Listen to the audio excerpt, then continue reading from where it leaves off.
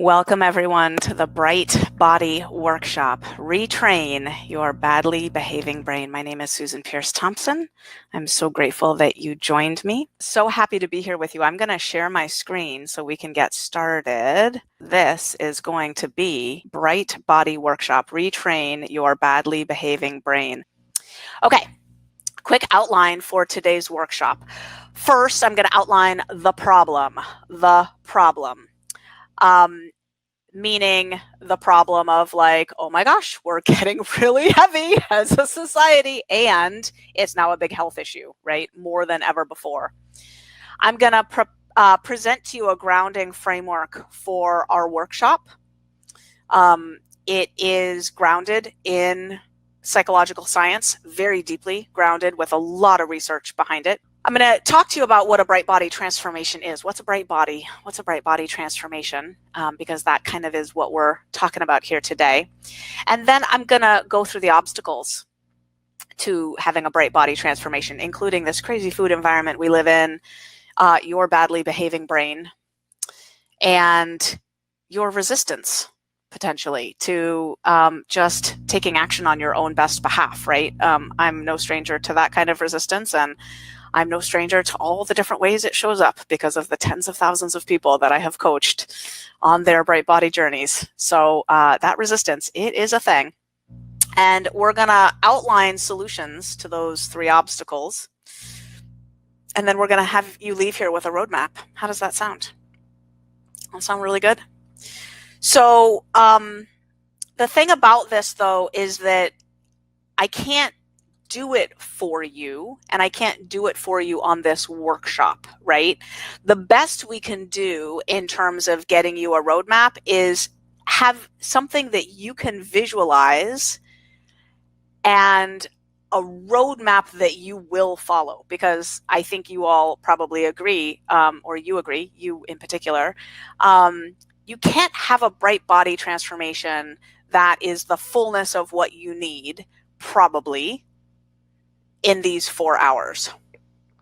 And the reason I say probably is that there might actually be people on the line here who are already in bright bodies, right-sized bodies, but their head is so scrambled eggs around food and weight and obsession and cravings and all that, that they could actually make shifts today that would pretty much kind of give them a bright body transformation in a eureka all at once kind of moment.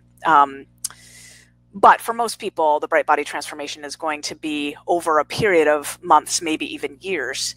And the best we can do here is give you a roadmap that you feel confident about. But, you know, my goal is that by the end of this workshop, you understand the arc of the transformation and you feel well on your way, like not in trivial ways, significant ways, because understanding the journey you're about to take and understanding its fullness and having created or experienced most of the mental shifts you need already to sort of begin it, and to have the map in your hands, that's not nothing, right? That's 4 hours of good work. Would you agree? How does that feel? So that's what we're going to be doing today. All right, so here's the problem. This is a map of obesity in the world in 1975. This is the percentage of the population in any given place that's obese. Here you see only yellows. That's like nowhere in the world in 1975, except, oh, look, there's a little bit of orange in a couple places. Keep an eye on this area in the Middle East, because people often think that the United States leads the world in obesity, but actually there's this rim in the Middle East that where obesity grew first, largely because of the soda that they drink there. Clean water is scarce sometimes. It's super hot, so everybody drinks usually sort of American branded soft drinks instead of water. So that sugar consumption is leading to the obesity trending out ahead in the Middle East. But look how nowhere in the world back in 1975 was greater than 30% of the population obese, or 25% or 20%, right? The most we had were a couple of tiny little areas where there was 15 to 20% of the population obese. But now, if you look at how we're getting fatter, and you watch the year change, And now watch obesity spread around the world.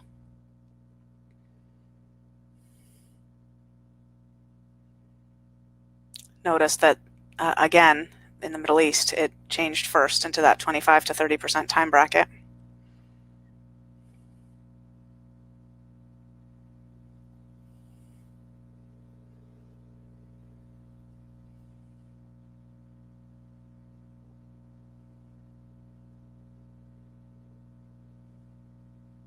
All right. Notice that ended in 2014. Galka et al. Haven't created the map, and I haven't asked my graphic design team to create the map, although if they're listening, I might, to update this for 2015, 16, 17, 18. The latest data, I believe, are from 2018, maybe 17. But notice these are going up by 5% increments. The United States is now at 40%,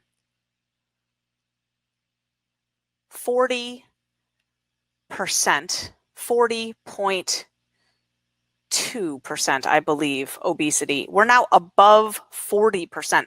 So that's 2 more notches. We need a darker purple and then maybe a dark blue or something to signal 2 more notches. So back in 2014, we were above 30, but not above 35 yet. And now we're above 35 and above 40% obese. And, you know, the rest of the world has increased like that as well. So basically, it is as bad as you think. 2.1 billion people in the world are overweight or obese. Interestingly, China and India lead the world in sheer numbers of overweight people. In developing nations, obesity is now a bigger problem than malnutrition. We've got about 150 million people in the United States on a diet right now, or, you know, trying to lose weight in some way, shape, or form. In the Middle East, we've got the highest per capita rates of type 2 diabetes, with 20% of the population actually having type 2 diabetes, not pre-diabetic. In California, 50%, 54% of people, this was actually old, this was a couple of years ago, the LA Times reported that 54% of Californians have obesity or diabetes or pre-diabetes in California. 63% of the deaths worldwide are due to diet-related diseases. That's up now, I'm sure, because of COVID, because COVID deaths are usually diet-related diseases. If you look at obesity and comorbidities, if you break those comorbidities down by diet and lifestyle related versus not, they're almost all diet and lifestyle related. You have the random person who might have been born with asthma but has no obesity and no other lifestyle related reasons for inflammation in the lungs. They might have a slightly increased risk of death due to COVID, but mostly it's all about the food that we're putting in our mouths. And it gets worse. This is an old stat, actually. China, McDonald's opened a new restaurant in China every single day from, I think that stat actually goes back. So it's like from 2014 to 2017. So what we're seeing now in China are the results of that massive influx into China. And sure enough, China leads the world in sheer numbers of obese people. $47 trillion will be spent on diseases caused by the global industrial diet over the next 20 years. That's a World Economic Forum prediction. The average dieter makes 4 and 5 new attempts each year. Each year. And fewer than 1% get slender in any given year of the obese. And of those, almost all regain the weight. Now, that's not Bright Line Eating statistics, though. Our statistics crush. But that's in the population who don't do Bright Line Eating. So I want you to think about that. Imagine colleges and universities, instead of graduating classes of students, imagine if they were only graduating 1% of the students who had enrolled. And what if all the other 99% were dropping out and re-enrolling in college 4 or 5 times a year? What would we think of the higher education system? Right? We would think that's so bizarre. There must be a flaw in the system. We wouldn't think, oh, those students are so fat and lazy and, like unmotivated. Like, boy, they should get their act together, right? Those students, what are they doing? We would think, what is going on with universities that they are producing such strange behavior in a group of people, right? So I want to propose, not only do we have a COVID pandemic and an obesity pandemic, we actually have an obesity mystery. And now that COVID is around, it's a COVID obesity mystery, because what's interesting is, even though now the need to be healthy and in a right-sized body has never been greater, people's weights are again climbing, and even more so, right? Even more so, which is a mystery. It's sort of like, really? No matter how much pressure you put on people to solve this problem, even the threat of, like, I go out to the grocery store, I come home, and I'm dead in 3 weeks, you put that much pressure on people and they still don't change their eating?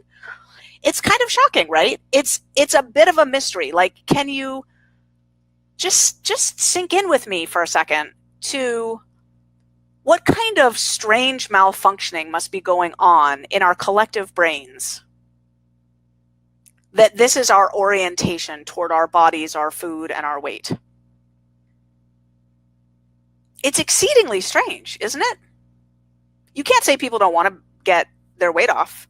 People want that more than anything. They're trying and trying and trying and trying. What is going on? People are trying and failing at rates that just don't make sense. We all know that we need to be eating, better, eating less. Yeah, we know that, right? Nobody's unclear, really. I think that there's a part of us that wants to say, it's so confusing, all the information. Like, am I supposed to eat coconut oil or not? What's the deal with ground flax seeds? And, like, what's MCT oil? And I don't really believe it. Should I be eating it? Or, is bacon better, or bananas?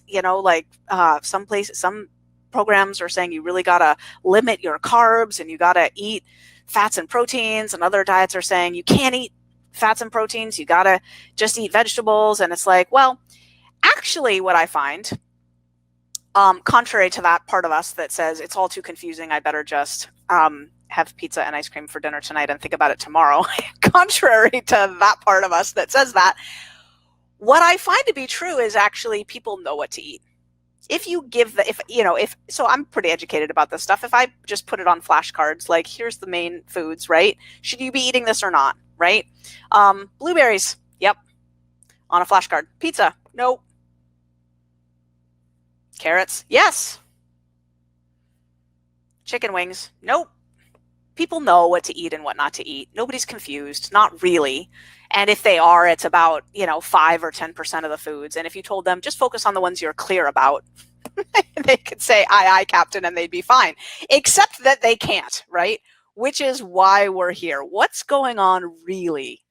What's going on really? And I'm not going to buy that it's because people don't know what to eat, right? That's not actually what the issue is. Can we agree?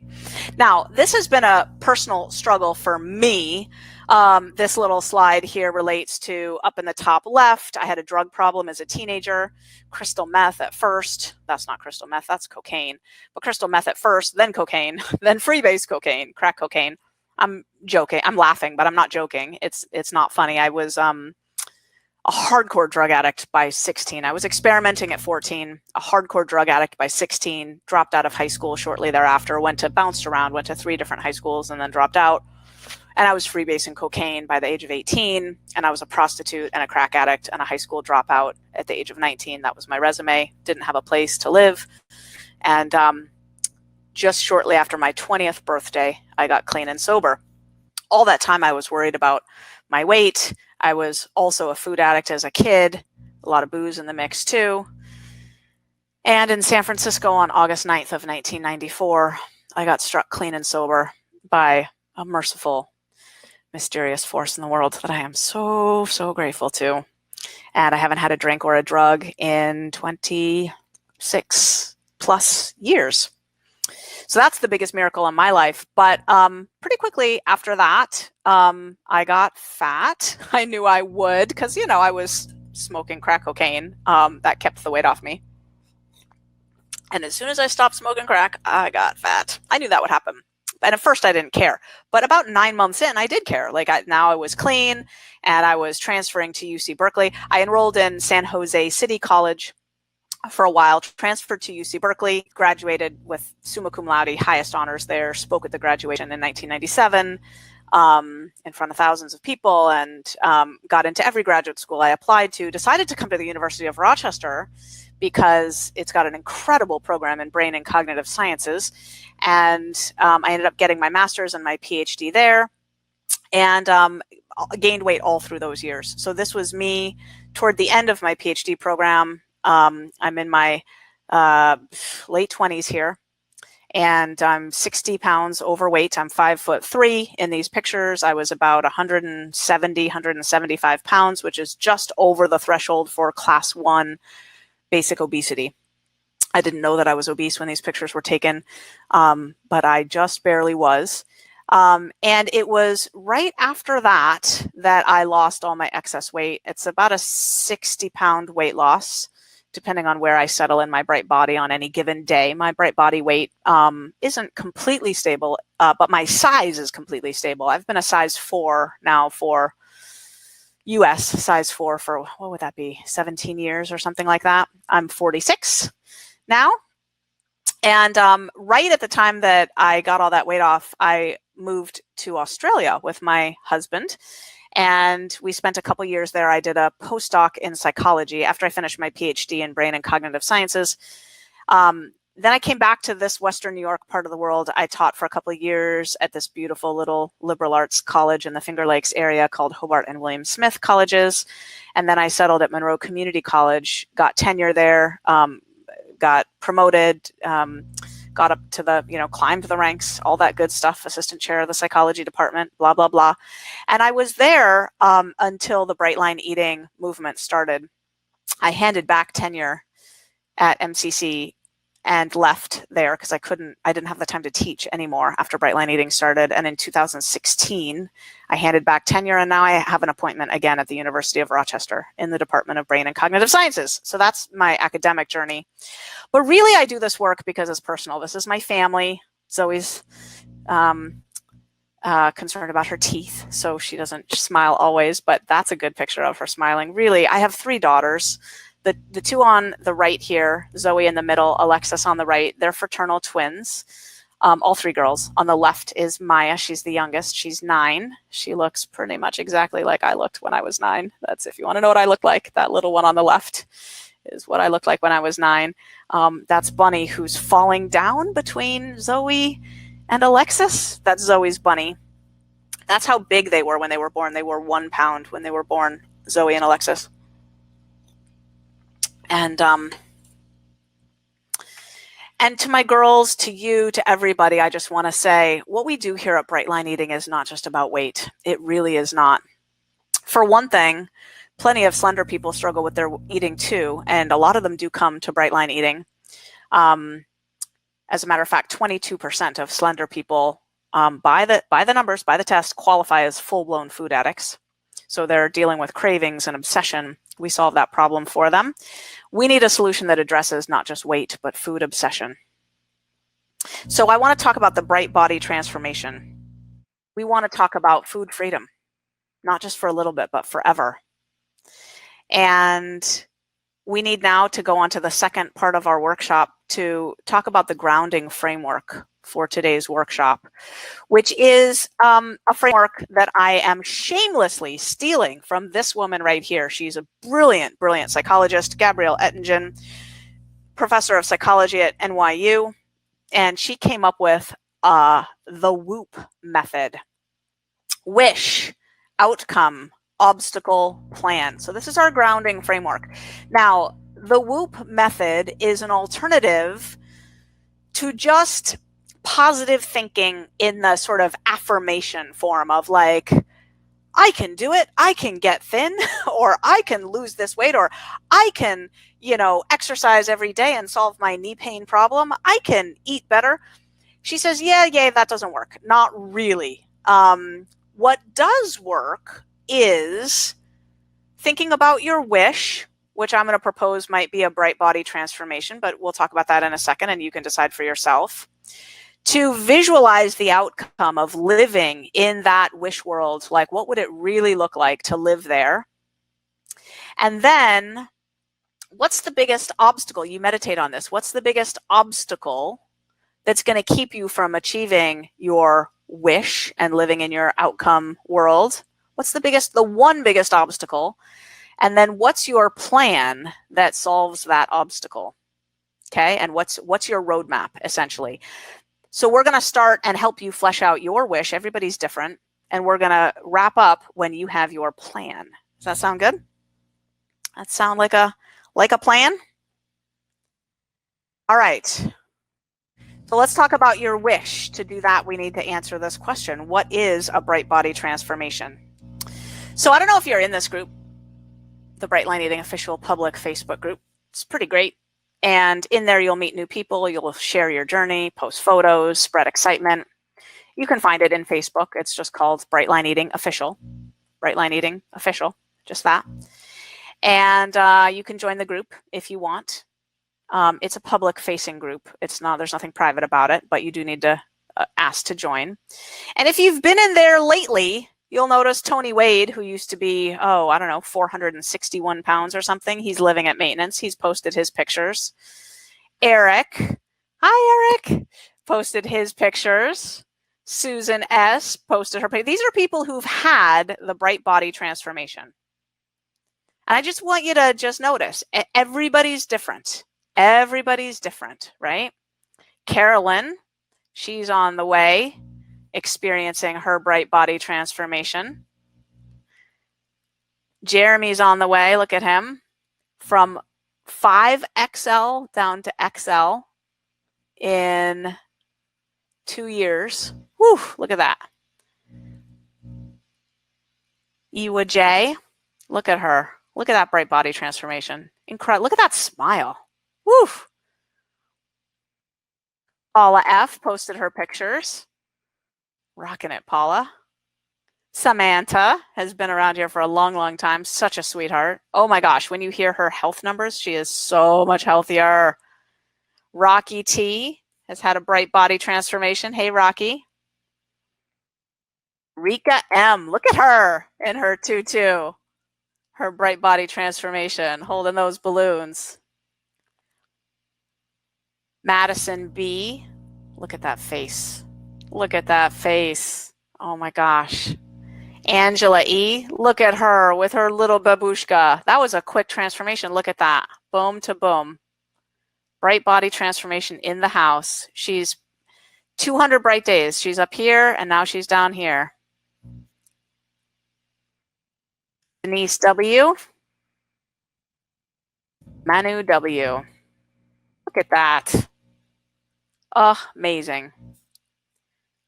So, yeah, pictures show the physical, but the bright body transformation is not just physical. It is not. It's physical, for sure, and it's mental, it's emotional, and it's spiritual. It happens on every level of a human being. So if we talk about the physical first, physical health is a big part of it. That has to do with size, for sure, but your bright size. So the tagline for Bright Line Eating used to be happy, thin, and free. I stand by that. Like, we absolutely help people get happier.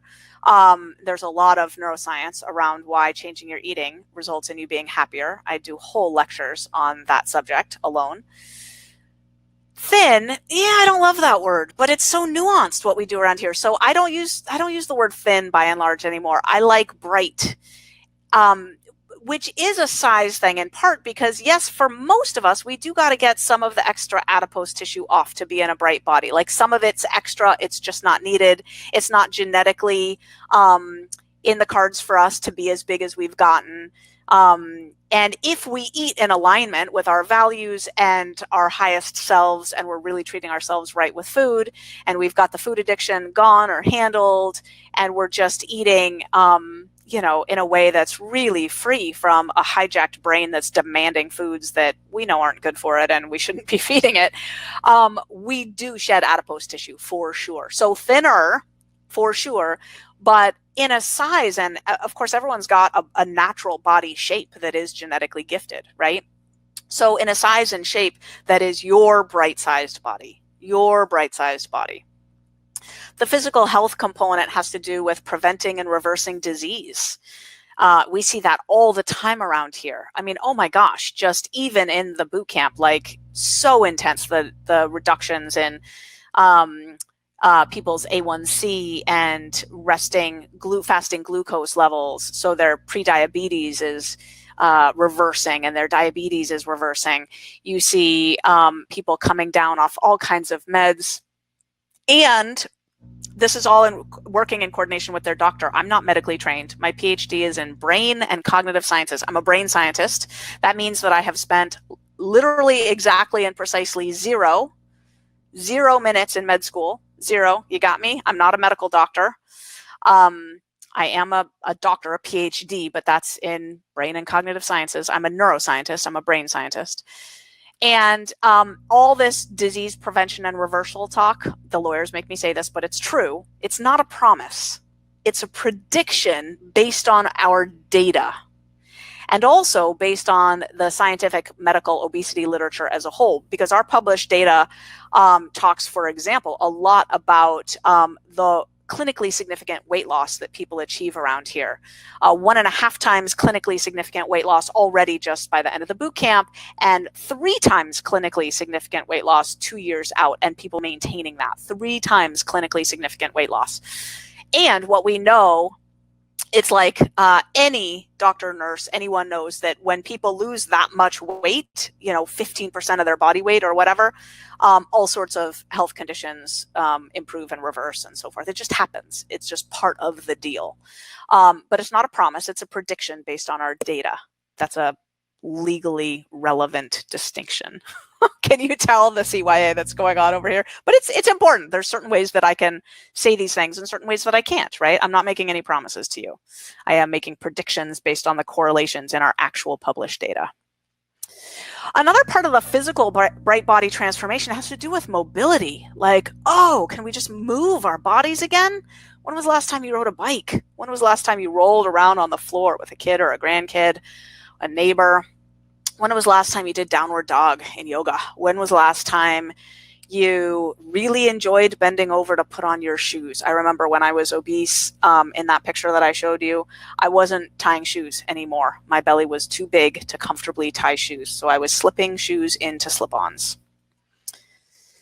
The goal body thing is really individual. Everybody has their own things that their goal body, what they want to be able to do with a goal body. It might be to easily, comfortably put a seatbelt on an airplane without at all feeling strange or uncomfortable or embarrassed or shameful about how much size you're taking up if there's someone sitting next to you, if you're sitting in economy, without needing a seatbelt extender, to just sit feeling kind of petite and engulfed in an airplane seat and put that seatbelt on. That might be a goal body thing.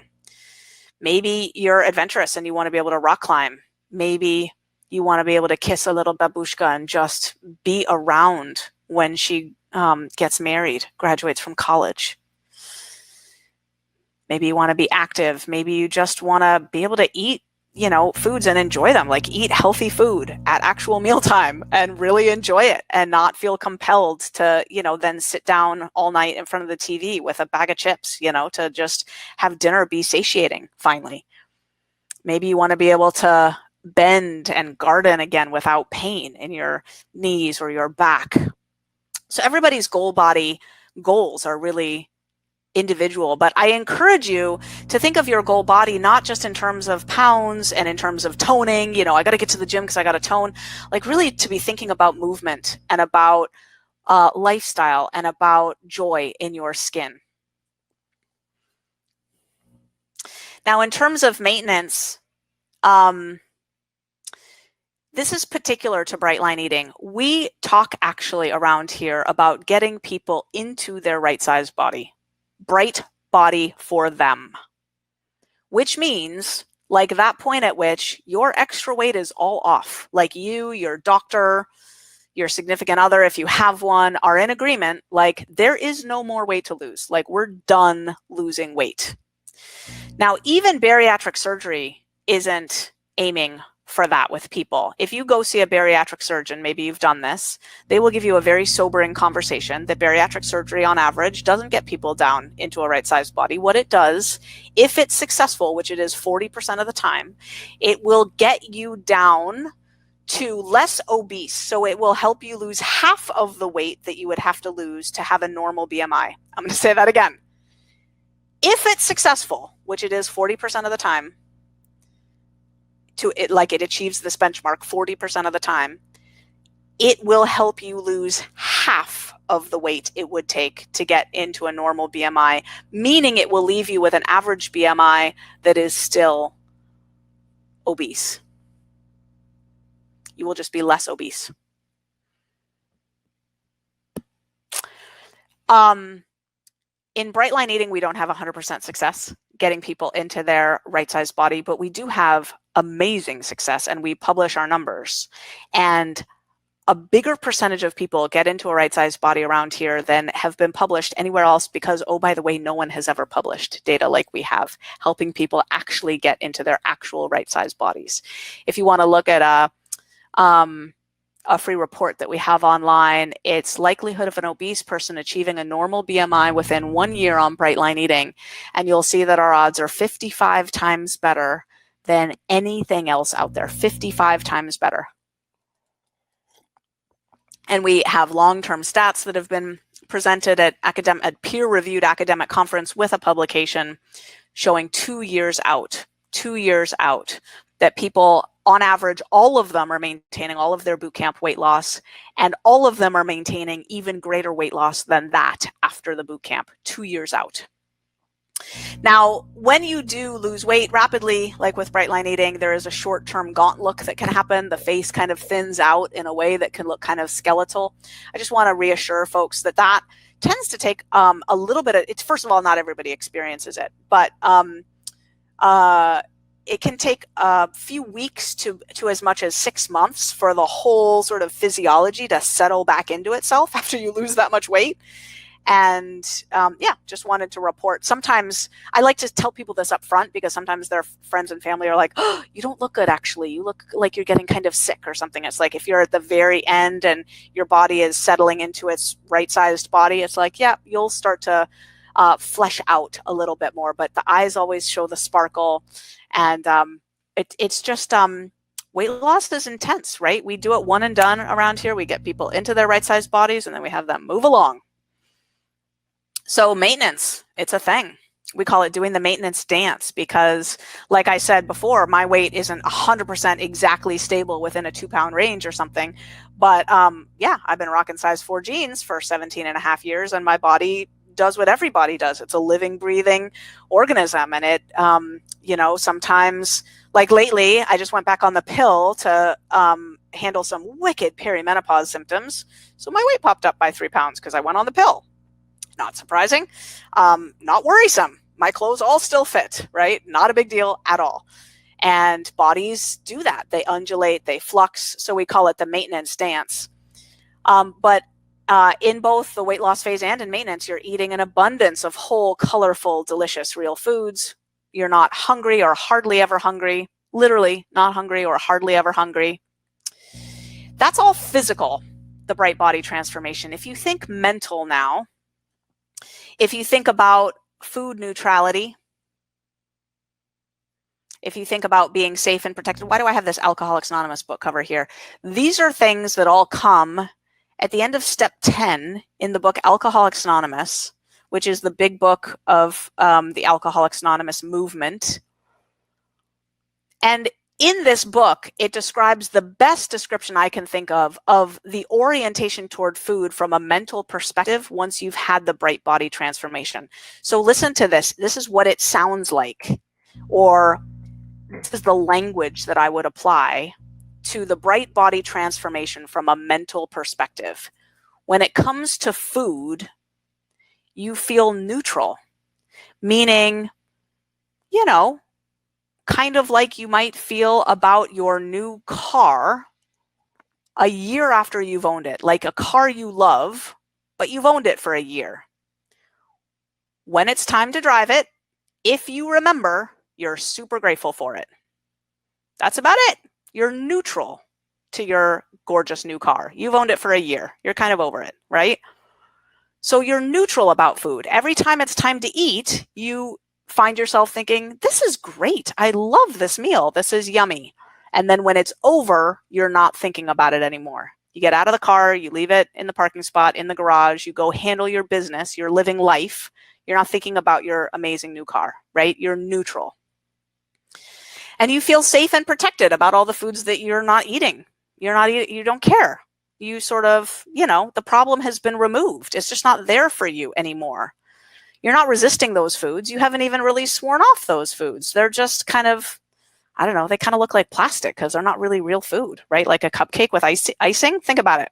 A cupcake with icing looks like something you'd find in wrapped in plastic at Toys R Us in the Barbie aisle. Does it not? It's not even food. I mean, it's edible, but it's not food. Not really, right? Whose garden does that grow in? So mentally, that's how you're orienting toward food. Mentally, toward your body, you have a positive body concept. Meaning, you think good thoughts about your body. You're grateful for your body because of all you've been through with it, and you're kind of in love with your body. Like it's an amazing vehicle. It's been through so much with you. And you have self-compassion in general about your body, but just about everything. About everything. About your food, about your bright line eating journey, the bumps in the road, all of it. Just self-compassion for yourself, for others. All right. The emotional part of the bright body transformation. You have bright body joy. Like these bursts of just gratitude for living in the skin that you're in.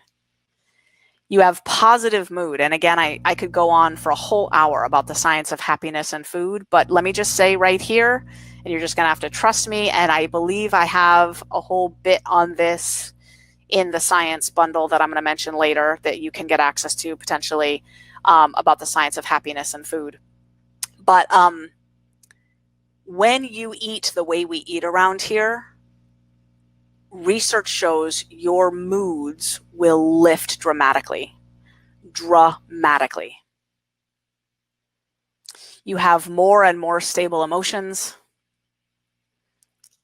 And that's a big deal if you're anyone like me. I don't know. Emotional anyone? Stressed anyone? Anyone going through, I don't know, an unusually hard year? I shouldn't be sarcastic. But just saying, more and more stable emotions. Yes, please. The bright body transformation is also spiritual. One of the things that happens when you have a bright body transformation is you improve your vagal tone. The vagus nerve is one of the cranial nerves that connects the head, the brain, down to the organs. So the cranial nerve, the vagus nerve, connects the brain to the lungs, the heart, the stomach, the digestive tract, all the major organs. If you look at the vagus nerve, it turns out 90% of the connections are afferent, not efferent, meaning they arrive to the brain. 90% of the connections are actually sending information from the heart and the gut, places like that, up to the brain, meaning they're telling you what your gut, which I don't know if you got the memo, but the digestive system has it's wrapped in a whole nervous system that has like as many neurotransmitters as you have in your brain. So the gut has its own thinking that it's doing. So a gut feeling about something, that's a real thing. But how are you going to know it? How are you going to think it through? Well, you better have strong vagal tone. That's the afferent connections that go from the gut up to the brain. Same with the heart. If you want to check out the Heart Math Institute, all kinds of other amazing science coming about the electromagnetic science of the heart, but it's the vagus nerve as well that connects the heart up to the brain. So when you have a bright body transformation, you improve your vagal tone, which means you improve your ability to sense and know and process what your gut and your heart are telling you. Turn left, turn right, yes, no, stop. I'm a big yes for that. No, I'm a no for that, right? Those signals, they're coming from your body up to your brain. And so it's a bit of spiritual alignment to be able to discern those signals and live life accordingly. That happens in a bright body transformation. With that, you're more open to love. I could go on and on, but this vagal tone is responsible in part for the control of the musculature of the face. It's how we show compassion on our face, the movements of micro eye muscles and mouth muscles that let the people around us know that we care, that we're here, that we're listening. And that makes us more open and receptive to actual love connections with the people in our immediate environment, our family, our dearest ones. And through having a bright body transformation, you actually improve your relationships with others in very, very tangible and research-backed ways. If you want to learn more about this, get the science bundle, because I have whole lectures about it, whole long lectures about this stuff. I could go into each of these points for an hour, not kidding. When you have a bright body transformation, you're living with integrity about your food, and then that ripples out into other areas of your life. You feel in alignment, really across the board. You feel empowered. You're more connected with that deep knowing. Now, notice here, I haven't mentioned anything about religion. These aspects of a bright body transformation can be absolutely grounded within your, if you have one, a religious framework. Or if you don't, and you're spiritual but not religious, or you're an agnostic or atheist, all of these aspects of the spiritual nature of a bright body transformation still apply, regardless of which category you might be in. But however you orient, agnostic, atheist, spiritual but not religious, somewhat religious, deeply religious, the bright body transformation has elements that sink deep into every single one of those orientations. Ultimately, the bright body transformation has to do with being a vehicle for fulfilling your life's purpose. As you continue to manifest it, as you step into it. I was talking to a spiritual counselor recently, and she said all day, every day in her office, she experiences people who say something akin to, I got to get this weight off so I can live my purpose. Like I'm kind of waiting to live my life till I get this food weight problem solved. And research shows that someone who's overweight or obese is highly likely to tick yes to a survey question like that. I'm waiting to live my life till I solve this weight problem. Which means that there's a lot of human potential trapped underneath those pounds that we're carrying. The obstacles to experiencing your bright body transformation are the environment, your badly behaving brain, and your resistance. In this hour, we're going to cover your badly behaving brain and the environment. The environment I'm going to cover really fast. In my professional, highly considered opinion, the environment is entirely suboptimal and is not likely to change anytime soon.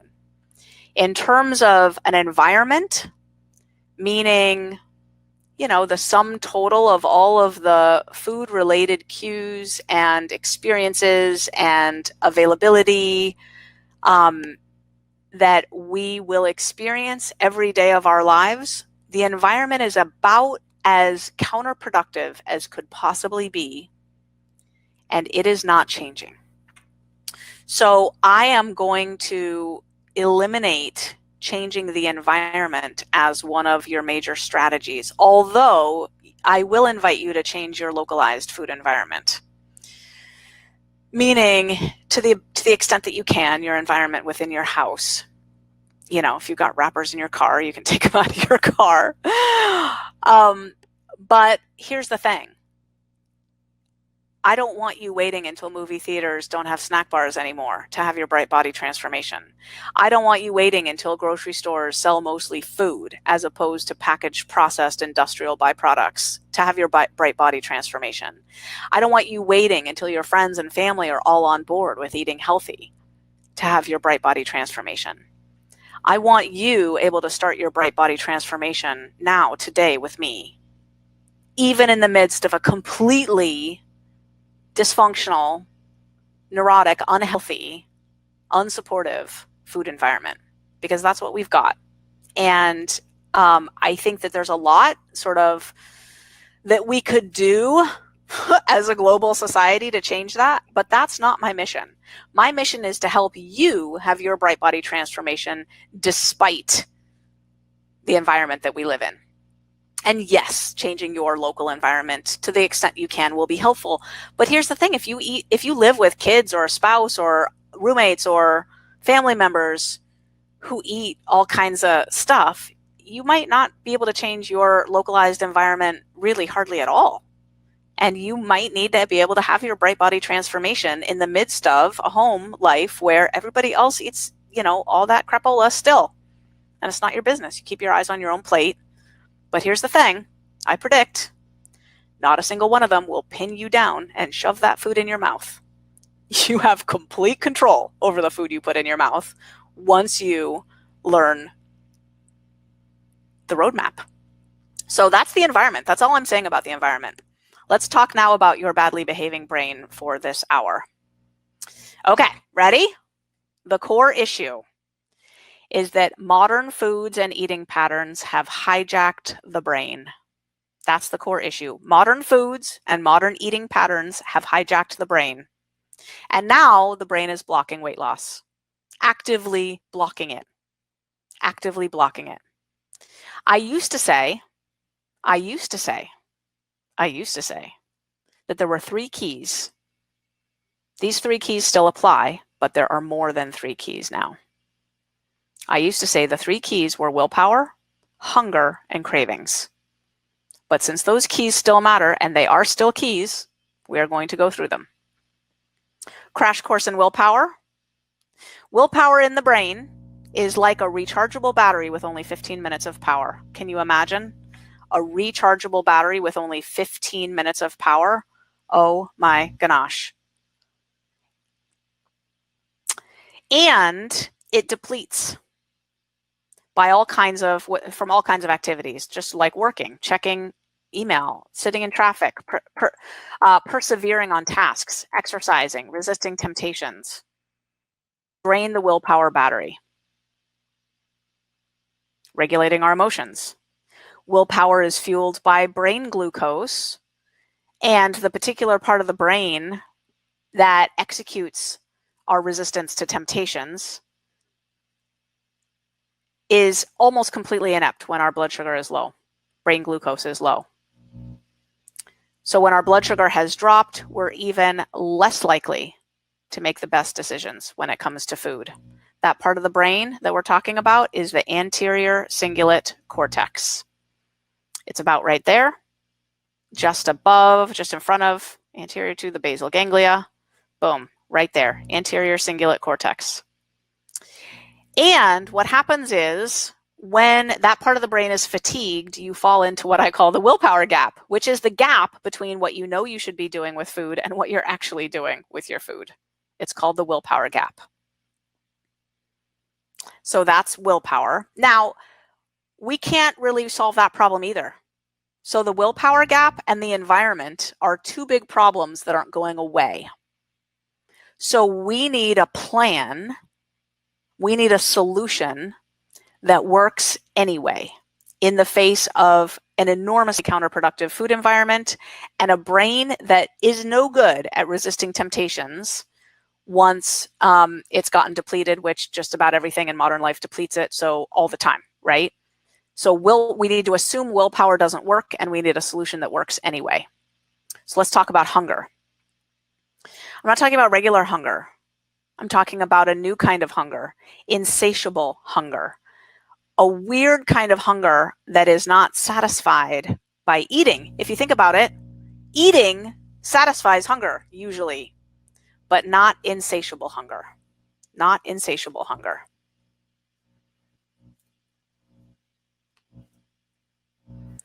Now, the root of insatiable hunger is leptin resistance. This little guy on the left here, he has no leptin. So he just keeps eating until he gets fatter and fatter and fatter. Leptin is the hormone that says I'm not hungry and I feel like exercising. This little guy on the right is a normal rat. He's got all of his leptin. This little guy on the left, he's a normal rat, except that he was born without the gene that makes leptin. And this is what happens to us when our leptin isn't working. This rat just doesn't have leptin. For us, that's not the issue. Our issue is leptin resistance. We have plenty of leptin, but our brain can't see it. Yeah, so we're not like those rats. They don't have the gene that makes leptin. We do. We have plenty of leptin. So why can't our brains see our leptin? Because the leptin is being blocked, which is called leptin resistance. And it's being blocked in two places. It's being blocked in the hypothalamus and in the brainstem. That's scary, actually, if you think about it, because that leptin resistance is in such a primitive part of the brain. It's parts of the brain that regulate things autonomically, meaning automatically, without our permission. So when your brain down in the hypothalamus and in the brainstem has decided that you're starving, and actually obese folks show all the physiological markers of starvation. I don't know if you knew that. It's kind of a freaky thing, but it's true. Obese people show all the physiological markers of starvation 24/7, 365, meaning these deep parts of their brain force them to keep eating. You know, like George Costanza was just sitting on the couch there, that kind of eating, that is being governed by very deep parts of the brain. The cause of this leptin resistance, the cause of this problem, there are many causes, but insulin is one of the main ones. All of the main causes are tied together in the same metabolic syndrome. High insulin, baseline insulin levels create leptin resistance. So we have to dramatically lower our baseline insulin levels. High triglycerides are also an issue, and high inflammation in the hypothalamus is also an issue. The good news is that the same solution brings down all three of those things. So that's awesome. Let's talk about cravings.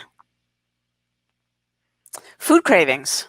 Food cravings have to do with the dopamine reward pathway, which has everything to do with motivation. When we talk about the dopamine reward pathway, we're talking about the nucleus accumbens here in green, connections to the ventral tegmental area here in pink, and we're talking about sort of impulse control stuff that comes from the prefrontal cortex as well. Now, when the nucleus accumbens is hijacked by something called dopamine downregulation, that's a state of addiction. That's a state of addiction. And it causes cravings, or otherwise known as motivation to go get some. That's actually what a craving is. A craving is a motive turned into a drive to go get something, to go get a particular food, even if you have to drive across town, to go out to eat when you were going to eat at home, to get up off the couch and go check the freezer to see if there's anything yummy in there. That right there is about motive. It's about drive. It's a human being in motion, propelled toward something that's going to fix, cure, or restore balance. Because when you have dopamine downregulation here in the nucleus accumbens, you feel itchy, not well, like just kind of like needy, mainly like needing some solution, some food to be put in your mouth to scratch the itch of that wanting, yearning, craving, that I need some, I need some, I need some. It's the addictive drive. It's the addictive drive. It's the same as porn, which is here very demurely depicted on the left. Porn and donuts show incredible similarities. Porn and donuts are both instances of taking a biological hardwiring that is governed by the hypothalamus. Sex and food are both governed by the hypothalamus. And taking supranormal stimulation, a perversion of the typical, right? So in porn, we're talking about visual images that just aren't possible in normal sexual human experience, right? With supranormal stimulus, right? Breast implants and only carefully selected the males with the largest penises, and a rate of change of stimuli that just doesn't occur in normal sexual acts. And oh, by the way, up close visuals to those sexual acts, right? It's all what we call a supranormal, above the threshold of normal stimulus. Donuts are the same thing. You take regular food and then you pervert it by making it sweeter than you could ever find in nature, fattier than you could ever find in nature, and with refined ingredients that you could never find in nature, put them all together into one concoction that is just layered just so to hit all of these evolutionarily wired reward centers at thresholds that are supranormal, like beyond what you could find in nature. And so these supranormal stimuli hit the nucleus accumbens hard and fast and over again. The dopamine receptors there go, whoa, that is a bigger flood of dopamine than we ever expected, because you can't get that in nature normally, right? And so what they do is they trim off their dopamine receptors to be more moderate the next time the flood comes, which is fine if you're going to keep watching porn and keep eating donuts. But it's not fine if you decide to stop. If you decide to stop, then those trimmed out dopamine receptors, that dopamine down regulation, where you have fewer receptors, they're less numerous, they're less responsive, leave you in a dopamine depleted state, which is not a good thing, because dopamine is absolutely necessary to feel like you are okay in the moment. So what you're then left having to do is to be in motion with the motive, the drive to go pursue some more relief to get back to baseline, back to normal. And as a recovering addict, I got to say, this is a thing. I mean, I watched myself, my brain adapt to harder and harder drugs over a period of 6 years, culminating in profound addiction to some of the worst drugs out there, crystal methamphetamine, cocaine, and then freebase cocaine or crack cocaine. And I watched my brain acclimate and need more and more and more each time. And I was using at the end not to get high, but to get normal. Not to get high, but to get normal. To just have some relief for a bit. And that is why we keep eating. That is why someone who has an intense video game habit or pornography habit must get back to that computer just to feel normal for a bit. And now we've rewired the brain in a way that's not good. It's called a hijacked brain. But the brain can heal. The key is to stop flooding the brain with dopamine. That would be a start, right? The question, what floods the brain with dopamine? What raises insulin levels? What raises triglyceride levels? What raises inflammation? The answer is the same, sugar and flour, aka highly processed industrial foods, not real foods. I was just talking about cocaine. Look at that, that's cocaine.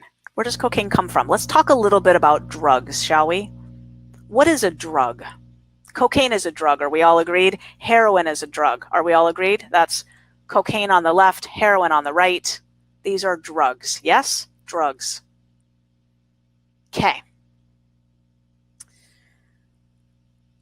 Where does cocaine come from? It comes from the coca leaf. Are coca leaves addictive? They're not, actually. That question was asked and answered by a published scientific paper in a peer-reviewed journal article. Chewing coca leaves straight off the bushes in the Andes Mountains is not addictive. But when you take the inner essence of those coca leaves, you extract it, and then you refine and purify it into a fine powder, you have taken a natural plant, harmless on its own, and turned it into a drug. That cocaine impacts the brain vastly differently than merely chewing coca leaves off a bush. How about heroin? Heroin comes from poppy plants. You can sit in a field of poppies and eat them and not become a shriveling, itching, needy, maybe about to die anytime heroin addict. It's only when you extract the inner essence of that poppy plant and refine and purify it into a fine powder, or in the case of heroin, sometimes a sticky tar that has been condensed somewhat, that you create a drug. You've taken a plant and you've turned it into a drug.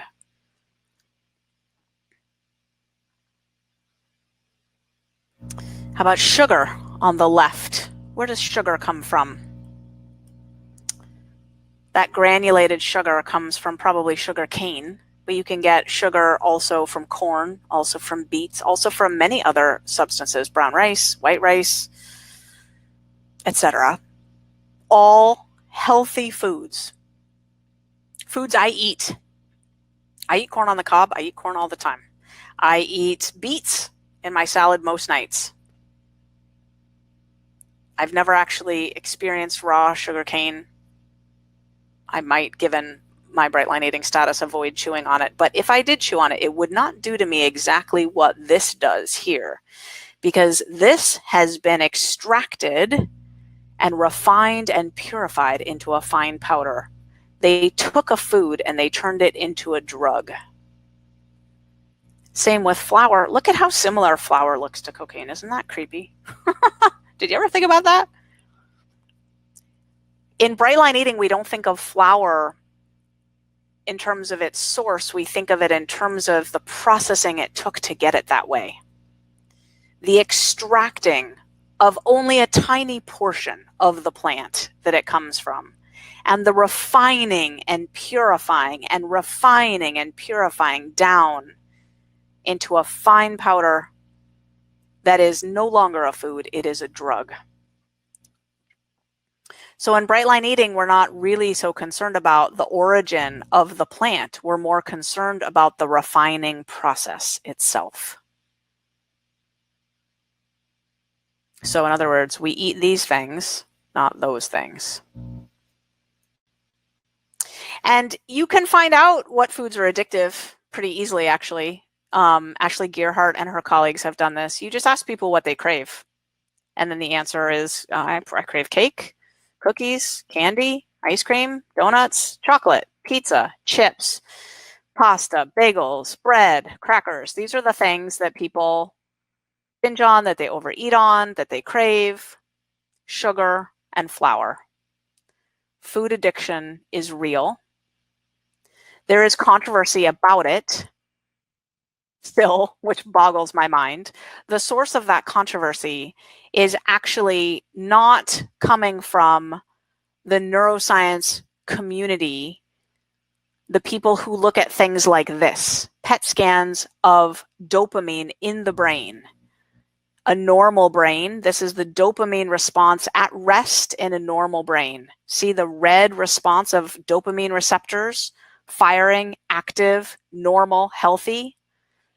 This is the blunted response at rest of a cocaine addict, someone desperately in need of a hit, a fix, not to get high, to get normal, just to get the normal amount of dopamine in the brain that they need to feel enough pleasure to get through the next moment.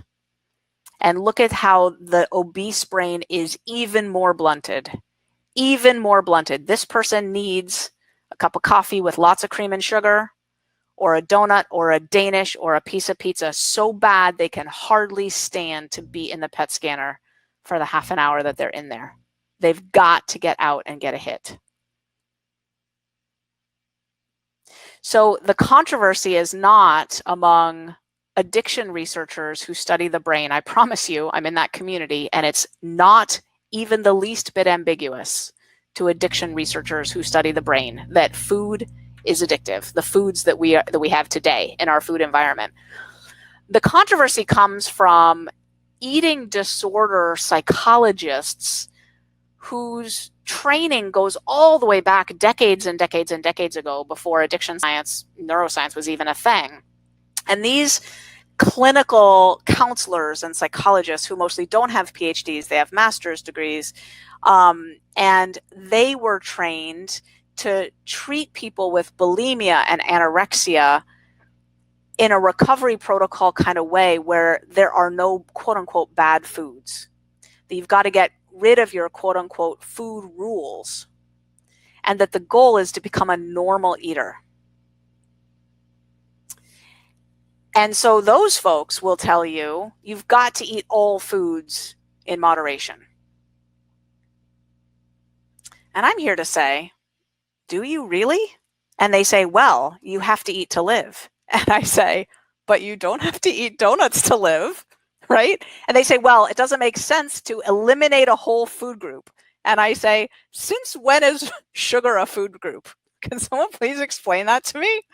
I don't think sugar is a food group, actually. I'm not eliminating any food groups. I'm eliminating industrial, highly manufactured, packaged frankenfoods. So food addiction is real. I promise you it is. But not everyone is equally affected. And this is something that people need to understand. Not everyone is equally affected. So when we talk about the food addiction susceptibility scale, now this is a bright line eating concept, and it's super important.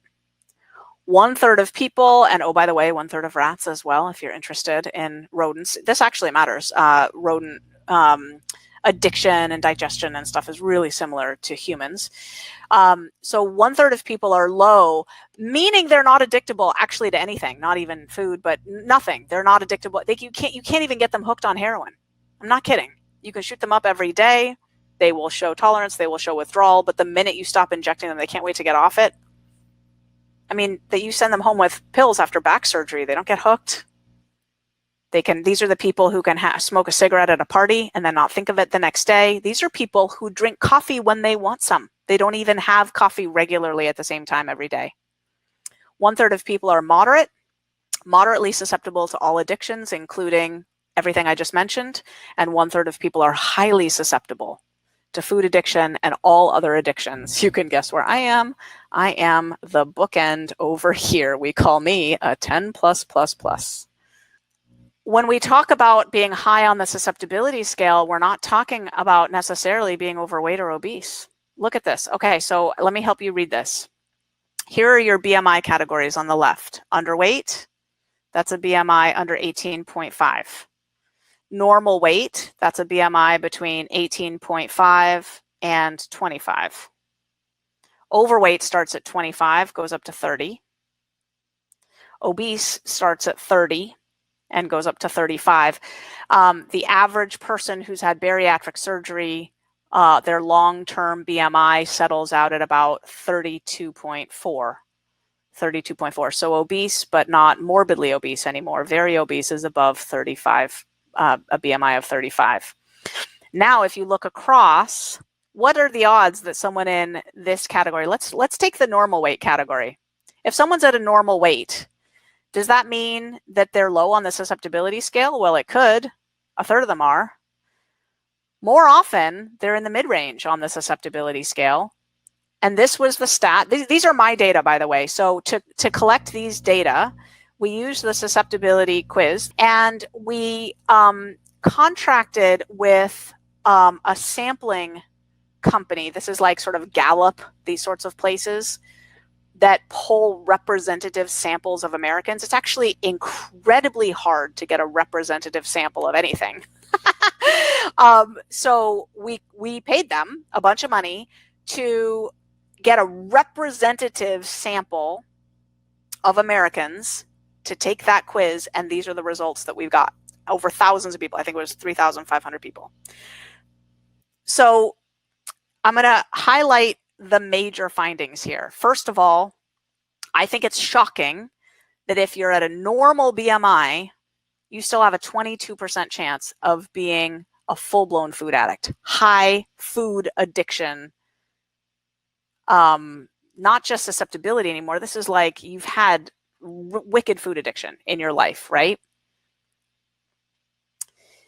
And another highlight is if you're very obese, 12%, this is morbid obesity, 12% of the time you still could be low on the susceptibility scale. You could just have genes for obesity and really bad habits around food and just be sort of non-consciously eating way too much food and, packing on an extra 10, 20 pounds, every couple years. And now you're morbidly obese, but you're not addicted, actually. You just have really bad habits and a really bad food environment. But 56% of the time, you really are truly food addicted. But the other interesting thing is, look here under the high susceptibility category. If you look at the high susceptibility column, the two BMI categories that are most likely to have high food addiction susceptibility are actually the very obese and the underweight. The underweight. Isn't that fascinating? The underweight. All right, so we have badly behaving brains. I told you that I used to talk about the willpower gap and then insatiable hunger and overpowering cravings. Those were the 3 keys. Still, I love to talk about leptin resistance because, yep, that creates insatiable hunger. That's a problem. Still, I like to talk about dopamine downregulation because that creates overpowering cravings. That's a problem. I have 3 additional sources of the drive to eat, the badly behaving brain, the miswired brain that I want to bring up to your attention. Ready? Disrupted circadian rhythm. Disrupted circadian rhythm. What I mean by that is circadian rhythm is your 24-hour biological clock. Disrupted circadian rhythm creates voracious appetite. I'm just going to explain this for a second. Your circadian rhythm is your 24-hour biological clock, and it's governed by a whole suite of hormones that peak and fall over the 24-hour-a-day cycle in predictable ways to produce your circadian rhythm. A strong circadian rhythm is marked by alertness during the day, energy during the day, as things like cortisol soar, which you want it to do. Cortisol is your stress hormone, but it's also your awake and alert hormone. Cortisol is going up. That's a good thing. All of the hormones that regulate cognitive alertness, memory, sharp retrieval of information, all of that's really, really high. Urine is being produced just fine. Thank you very much. Food is being digested. Yay, because it's daytime. And then as you get to the end of the day, melatonin starts to increase. By 9, 10 p.m., you're drowsy. Your eyelids are drooping like you couldn't even stay awake even if you were in the world's best movie. And you are crashing into sleep. Urine production shuts off so that you can sleep all through the night without having to go to the bathroom. Alertness goes away. You don't need it. Now you're dopey, drowsy, completely in a deep, deep, deep sleep until the first signs of dawn happen, the birds start to chirp, and you are alert, popping out of bed with energy, just ready for the day, don't need a single thing to get going. Cortisol is soaring up again, and you have a strong circadian rhythm, okay?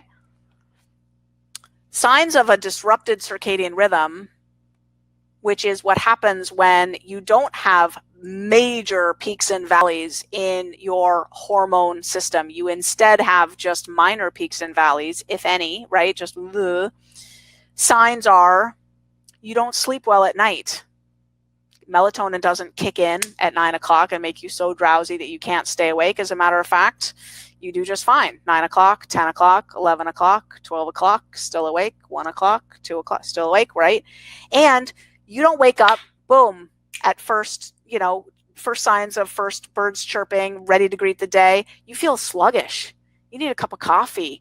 You don't feel that great, and you're kind of tired during the day. You don't sleep great at night because you don't have all the hard melatonin that lets you sleep well at night, and you don't feel super energetic during the day either. Disrupted circadian rhythm.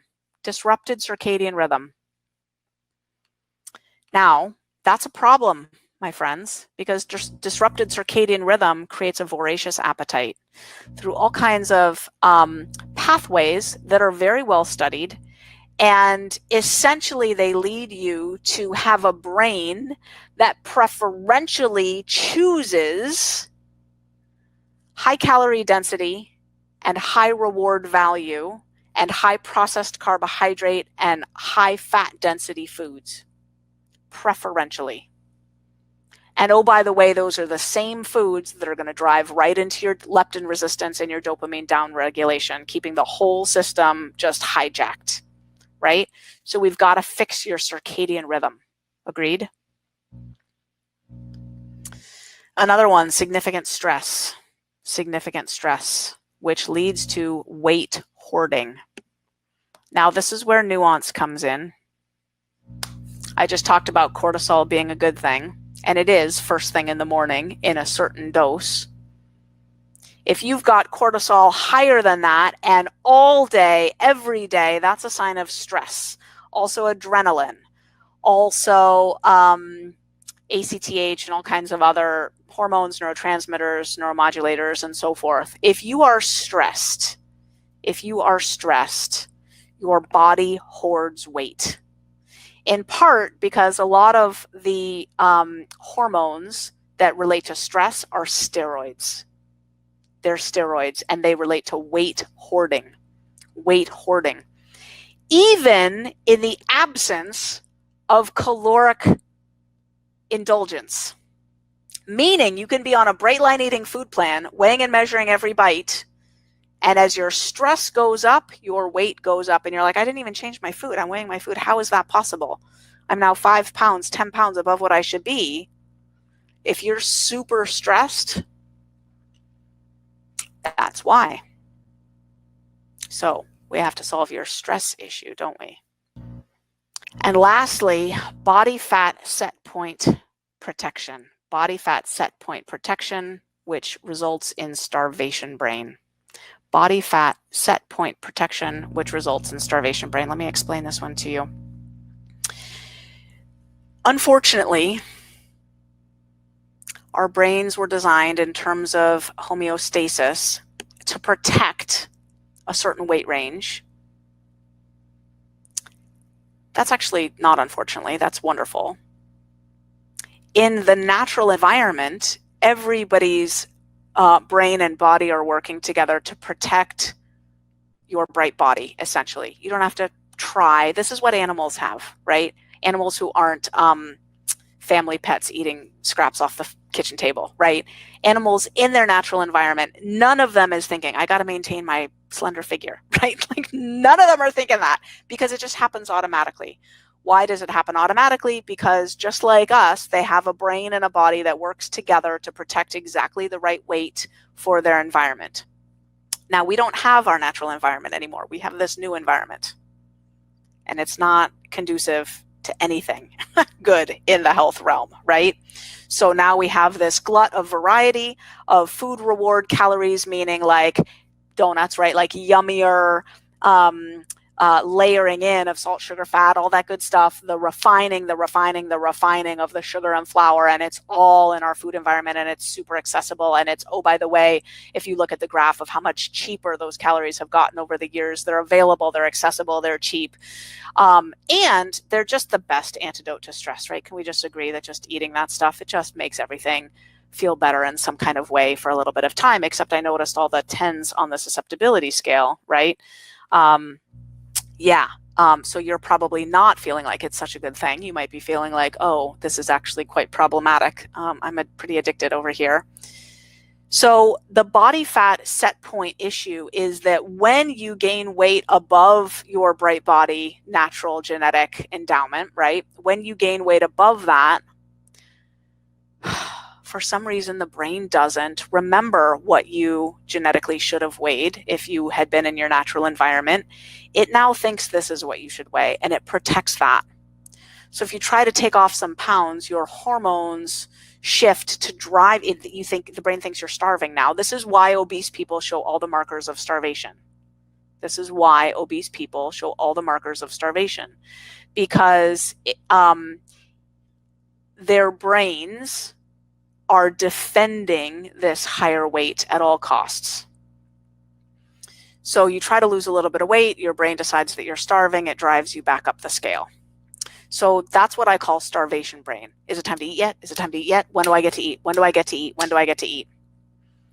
Research shows that one of the main things that alleviates starvation brain and allows the brain, it is possible to psych the brain into lowering that body fat set point. It's called settling point theory. The reality is your body weight will settle at some sort of equation related to calories in, calories out, but there's a black box in the middle, which is your brain, and you've got to trick your brain into allowing that set point to lower gradually without it launching an all-on assault to drive you back up the weight scale. And the key to that, it turns out, is the simplicity of your food. the simplicity of your food. Now, in Bright Line Eating, we've figured out how to make our food simple while also being incredibly delicious, because it turns out that a lot of the simplicity of your food has to do with just getting rid of those industrial, fakely yummy, really deserve to live in the Barbie aisle of Toys R Us plastic foods. We just get rid of all of those. Now, among what's left, each of us needs to sort of experiment for ourselves to see how simple is simple enough. You know you've reached simple enough when your bright body transformation is happening. Like your weight loss is happening, your food is neutral, your food is simple, and we walk people through how to do that. But you've got to get your brain to lower your adiposity set point, otherwise you're going to kick into starvation brain. Now, there are some causative factors to the badly behaving brain. A genetic predisposition is one. There are genes for weight gain, genes for obesity. I have most of them. Ari Whitten has all of them, as far as I know. I don't know if you know who Ari Whitten is. He looks like a bodybuilder. You can Google him online. Just because you have genes for obesity doesn't mean you have to be obese. It just means you're going to have to take better care of your diet than someone who doesn't have those genes. There are epigenetic factors, meaning for some people, they have genes for obesity, but those genes don't become active until you bathe them in a cocktail of sugar, flour, and fat. And as soon as you bathe them in a cocktail of sugar, flour, and fat, like, a fast food diet, right? Now those genes for obesity turn on in that environment, and now that person is driven toward morbid obesity. Genes for addiction are also underlying causative factors, and trauma is as well. The Adverse Childhood Experiences Scale that measures number of traumatic abandonment, neglect type things in childhood before age 18. That actually turns on genes for addiction, or can. Stress is also a causative factor, and environmental cues. These are all causative factors creating the concoction of issues that manifest ultimately through wiring up of a badly behaving brain. This guy over here, again, doesn't have the gene that makes leptin, right? So for rats, there's a genetic component. And if you look at addiction, if you breed addictable rats with addictable rats, you always get baby addictable rats. But if you breed non-addictable rats with non-addictable rats and then put those babies in a stressful situation, some percentage of them become addictable rats, meaning there is some environmental interaction with the gene expression as well. If that went over your head, don't worry about it. But basically, addictive susceptibility is strongly genetic. There's also an environmental component potentially. So here's how it works when you wire up a badly behaving brain. You've got a cue that leads to a behavior, like eating. That eating leads to a flood in the brain that is a reward. It also produces some emotional reward of relief, of enjoyment, of fulfillment, of pleasure. And now the brain changes accordingly to remember that situation, remember that cue, and drive you toward the behavior more next time. So my guess is that lots of people on this webinar have wired up a badly behaving brain, either now or in the past, and we want to talk about the solution to that. So we talked about, here we are in today's workshop, we're going to talk about your resistance, and we're going to have a couple of guests on the line here. Let's see who we have here. Do we have friends? Oh, we do. Monique Rhodes, would you show yourself to us, please? Oh, look at that. Hello, darling. Hello. My sweetheart managed to do it. You did. And Everett, hi, Everett. Hello there. Hi. Everett, where are you in the world right now? In Maui, Hawaii. You're in Maui. We all feel bad for you. Oh, you're in Maui. Are you guys locked down, though? You can't go anywhere. People can't come to you. No one can come, right, to Maui right now? Or Correct. can they? Yeah. I'm trapped here. I love you. Monique, where are you in the world right now? I'm in Los Angeles with my heart in New Zealand and heading there in a couple of months. Nice. And you are Kiwi, aren't you? You're from New Zealand. That's how you have that glorious accent I that we am. all I, appreciate I can't so have much. I can't have Everett having all the wonder of a beautiful island place to be in. Yes. So I've got to head down the same way. Beautiful. Very good. But here's Monique. Monique, do you remember that moment just recently? This moment here? Of You course and I do, because you were making me also laugh so much in that moment. Oh, this is at the Bright Line Eating family reunion. Monique Rhodes was a special guest, and we were having a ball. Monique Rhodes is a meditation instructor all over the world. She has taught meditation everywhere, including India, including partnering up with the Dalai Lama on multiple projects. That's true, Monique. You have partnered with the Dalai Lama. Yes, that is true. Yes.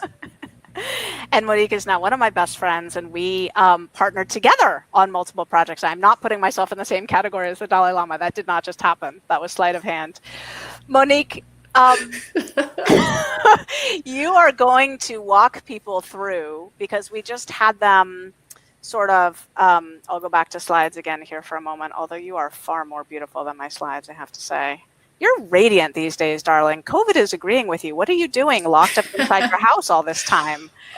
You look amazing. COVID is great. I've never been so well, so fit. I'm training a lot. As you know, I've been really working on keeping myself really healthy, food-wise as well. It makes such a difference. And yeah, I don't know. I really like the slowing down of COVID. You know, I'm usually, like you, Susan, traveling so much, and it's been wonderful just to be at home for 6 months and not to be on the road, but still feel deeply connected with all my students, because we've got this amazing thing called the internet. So Monique is a meditation instructor extraordinaire, and I describe the WHOOP process, right? Wish, outcome, obstacle, plan. So we talked about our bright body wish. What Monique is now going to help you do is flesh this out into an outcome, like a vision of your life after your bright body transformation has happened. And then she's going to walk you right up to the line that's going to help you feel into your obstacle, so that we can talk about what obstacle you need to overcome in order to achieve your bright body transformation. We're going to need to give you a plan for solving that obstacle. Does that make sense? Because a plan to have a bright body transformation is no plan at all if you aren't able or willing to activate that plan, to walk that path, right? So we need to feel into what's your obstacle to actually giving yourself this gift. What's your one biggest obstacle? And Monique, I want you to aim for about 5 to 6 or 7 minutes for this meditation. Can you feel into how long that would be? 5, 6, 7 I can do that for you. Yeah, 5, 6, 7 minutes. And I'm going to do the meditation too. I can't wait. So everyone, settle into Monique Rhodes's incredible voice, and I will leave you in her capable hands for the next 5, 6, 7 minutes. Monique, it's all you, sweetheart. All right, perfect. So I just want you to begin by just taking a few deep breaths. I just want you to relax. Take a few deep breaths deep into your body so we can relax ourselves and really go through this process together. I'd love you to close your eyes and just focus on yourself really clearly. So I want you to see yourself in this journey. I want you to see what it is that you're imagining for yourself, what it is that your bright body would look like. So really create that wish in the top of your mind. Really see yourself in that place that you know is possible. You have all the tools in front of you, and you're able to get there. And I want you to visualize this as clearly as you possibly can. So I want you to see yourself in this body. I want you to feel yourself in this body. How would your body feel? How would you walk down the street? How will your friends respond to you when they see you in this incredible body that you're going to be walking around in? Think about the sport that you can play. Maybe imagine yourself on the tennis court. Maybe you see yourself going for a run. Imagine yourself sitting down in places where perhaps you felt uncomfortable, getting into a car more easily, being comfortable going on an airplane down those narrow aisles, knowing that your body is thin and free. See yourself moving in a way that the pain is being alleviated from your joints, all the pain that comes from the weight that you're holding. I want you to imagine yourself waking up in the morning and getting out of bed in this beautiful light body. Perhaps you can see yourself doing exercise, knowing that you can lift things so much more easily.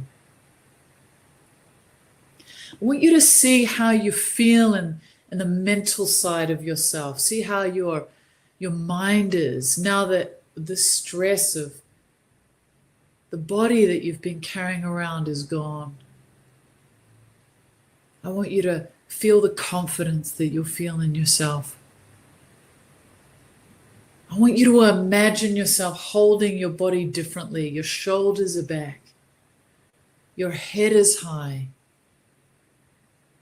Perhaps you can see yourself walking into a room, dressing in the clothes that you wished you could dress in, with confidence, with certainty, with love for yourself.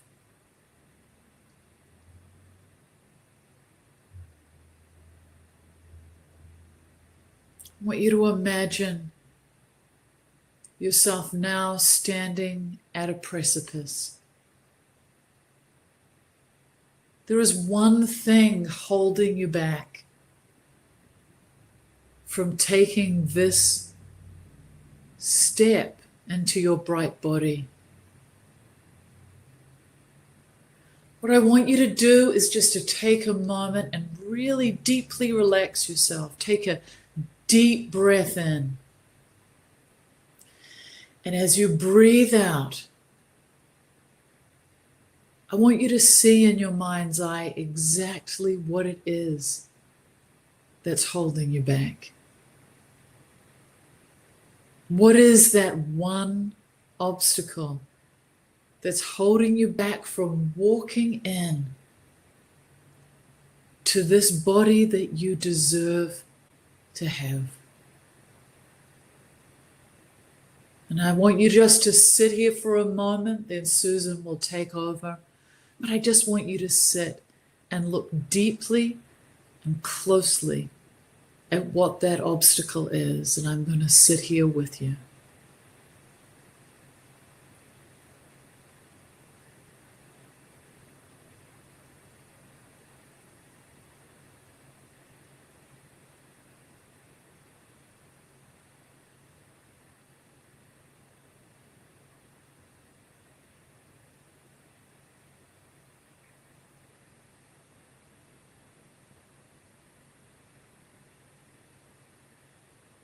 If you have any uncertainty about what this obstacle is, know that whatever the first thing that came into your mind is, that's more than likely going to be it.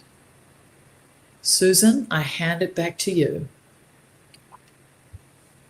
Monique, you're brilliant. Thank you, love, so much. pleasure. You can mute yourself and get rid of your camera if you want. Goodbye, Monique. We love you. Love you, darling. Love you. Thanks for joining us. There's just there's no use having anyone lead a meditation if it's not Monique Rhodes, unless it's Everett, actually. Hey, Everett, how are you, sweetheart? Good. Yeah? Good. Yeah. All right. I'm going to cue us up for the next little bit here. Let me actually share my screen again. My PowerPoint. Gabrielle Ettingen, wish outcome obstacle plan. So Everett, you and I, oh my gosh, we go back, right? So here's us on stage at that family reunion coaching this lady. I have bare feet. I think you're wearing shoes. We needed the box of Kleenex. Yeah, totally. When we ask people, what's your one biggest obstacle? What's your one biggest obstacle? Everett, you are uniquely qualified to helping people handle their one biggest obstacle. So an obstacle would be something like, I think I need to do the boot camp, but I can't afford it. It could be, I know that I need bright line eating, but I can't handle the cravings once they hit. It could be, I'm afraid of the hunger. Like, what if I get hungry? I can't handle that. Or it's, I do fine until my mother-in-law comes to visit. And then I never know what to say when I'm in these social situations, right? Obstacles. I created a little, just so you, Susan, I created a little mini presentation myself. Oh, you did? Okay, so did I. So here's what I'm going to do, Ev. I'm going to do mine, and then you do everything that I miss. Anything that I miss, you do. Okay? Okay, perfect. All right, so back to our badly behaving brains. Here's the situation, right? Our brains demand what we eat by manipulating us in our own voice. It's demand that we eat by manipulating us in our own voice. I'm going to say this again because there's a typo there, but the point is our brains demand that we eat by manipulating us in our own voice. Okay, so now this is where we leave the neuroscience behind and we move into the realm of psychology, because now we're talking about our internal dialogue inside our own mind, right? How the neuroscience, this hijacking of the brain, turns into thoughts that essentially say things like, life is too hard. I need bread and I need chocolate to get through this. This is all too hard, right? That's now neuroscience turned into psychology. And I'm going to be talking for a second about something called internal family systems. Internal family systems therapy, which is, it has its roots way, way, way back in the parts work branch of psychology, which goes all the way back to ancient Egypt.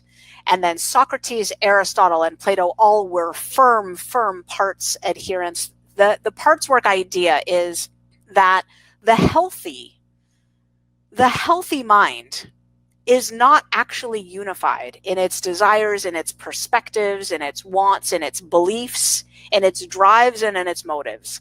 The healthy, normal, and normal is a loaded word, the healthy, typical mind, and by this I mean not someone with something like dissociative identity disorder, or also known as multiple personality disorder. Not that. Someone who is just, a person, just an average person with, maybe not seeing a therapist, no diagnosable conditions. Maybe they have food addiction, so that's maybe diagnosable, but, just sort of a person actually is not unified in their psychological state. They have different aspects of their psyche, and that's what we're about to talk about. That notion has bloomed in the modern day to a way of viewing human reality known as internal family systems psychology. And internal family systems is in the top 2 most evidence-based approaches to inner healing work, to changing behavior, to therapy. The top is probably cognitive behavior therapy. And internal family systems I would put second on the list as the most evidence based, the most evidence-based. So we're not talking about just a few studies published showing the efficacy of this approach. We're talking about thousands of studies published showing the efficacy of this approach. Now, here in brief is the internal family systems model of the psyche. Basically, you start with a person with a mind, and the person has wounded parts deep down in their mind, wounded parts. Now, we all understand wounded parts as like wounded inner children, right? The wounds, like belonging wounds or abandonment wounds or not good enough wounds, a fundamental flaw wound, a wound that you feel like you're fundamentally flawed, not good enough, right? These are wounded parts of us. And there are parts of us that go to great lengths to protect us from feeling the pain of those wounds, right? These are protective parts. And the protective system is really broken down into two broad categories of protective parts. On the one hand, you've got the manager parts. And these manager parts are working really hard to get ahead of our wounding, like to make sure we don't get wounded in the future. Like, so maybe organizing things, right? Or if we do bright line eating, maybe we have a food controller part, a manager part that is trying to like organize our bright line eating food, get it all ready, get everything ready so that we don't break our bright lines, so that we don't, experience the challenge that would face, right? Maybe the manager parts are caretaking and codependent parts, so that we protect against someone being mad at us or upset at us, so that we can keep everything copacetic in the households. That would be a kind of manager part. Those are all manager parts. The perfectionist part, the taskmaster part, those are all managers. Now, on the other side of the protective system, we've got the firefighters. These ones come in after we're already wounded, and they help us cope. This is where the thought, life is too hard, I need my alcohol and my chocolate, comes in. I need my wine and chocolate, right? My bread and chocolate. That thought is coming from a firefighter part that's just trying to put out the fire of the wounding that's already happened, the stress that's there, all of the hardships that are there. So firefighters tend to numb us or to comfort us. So all of our food indulger parts, those all are firefighters. But we also have, maybe a part that likes to play video games, a part that just wants to have sex already, a part that loves binging on Netflix episodes, a part that maybe we have a healthier part that's just like, I just like to go to bed early when things get hard, right? Okay, that's a firefighter part too that says, I just like to put the pillow over my head, right, and block out the stressors of the day. But in the IFS model of the psyche, we all, at our core, have authentic self, also known as highest self or grounded self, centered self.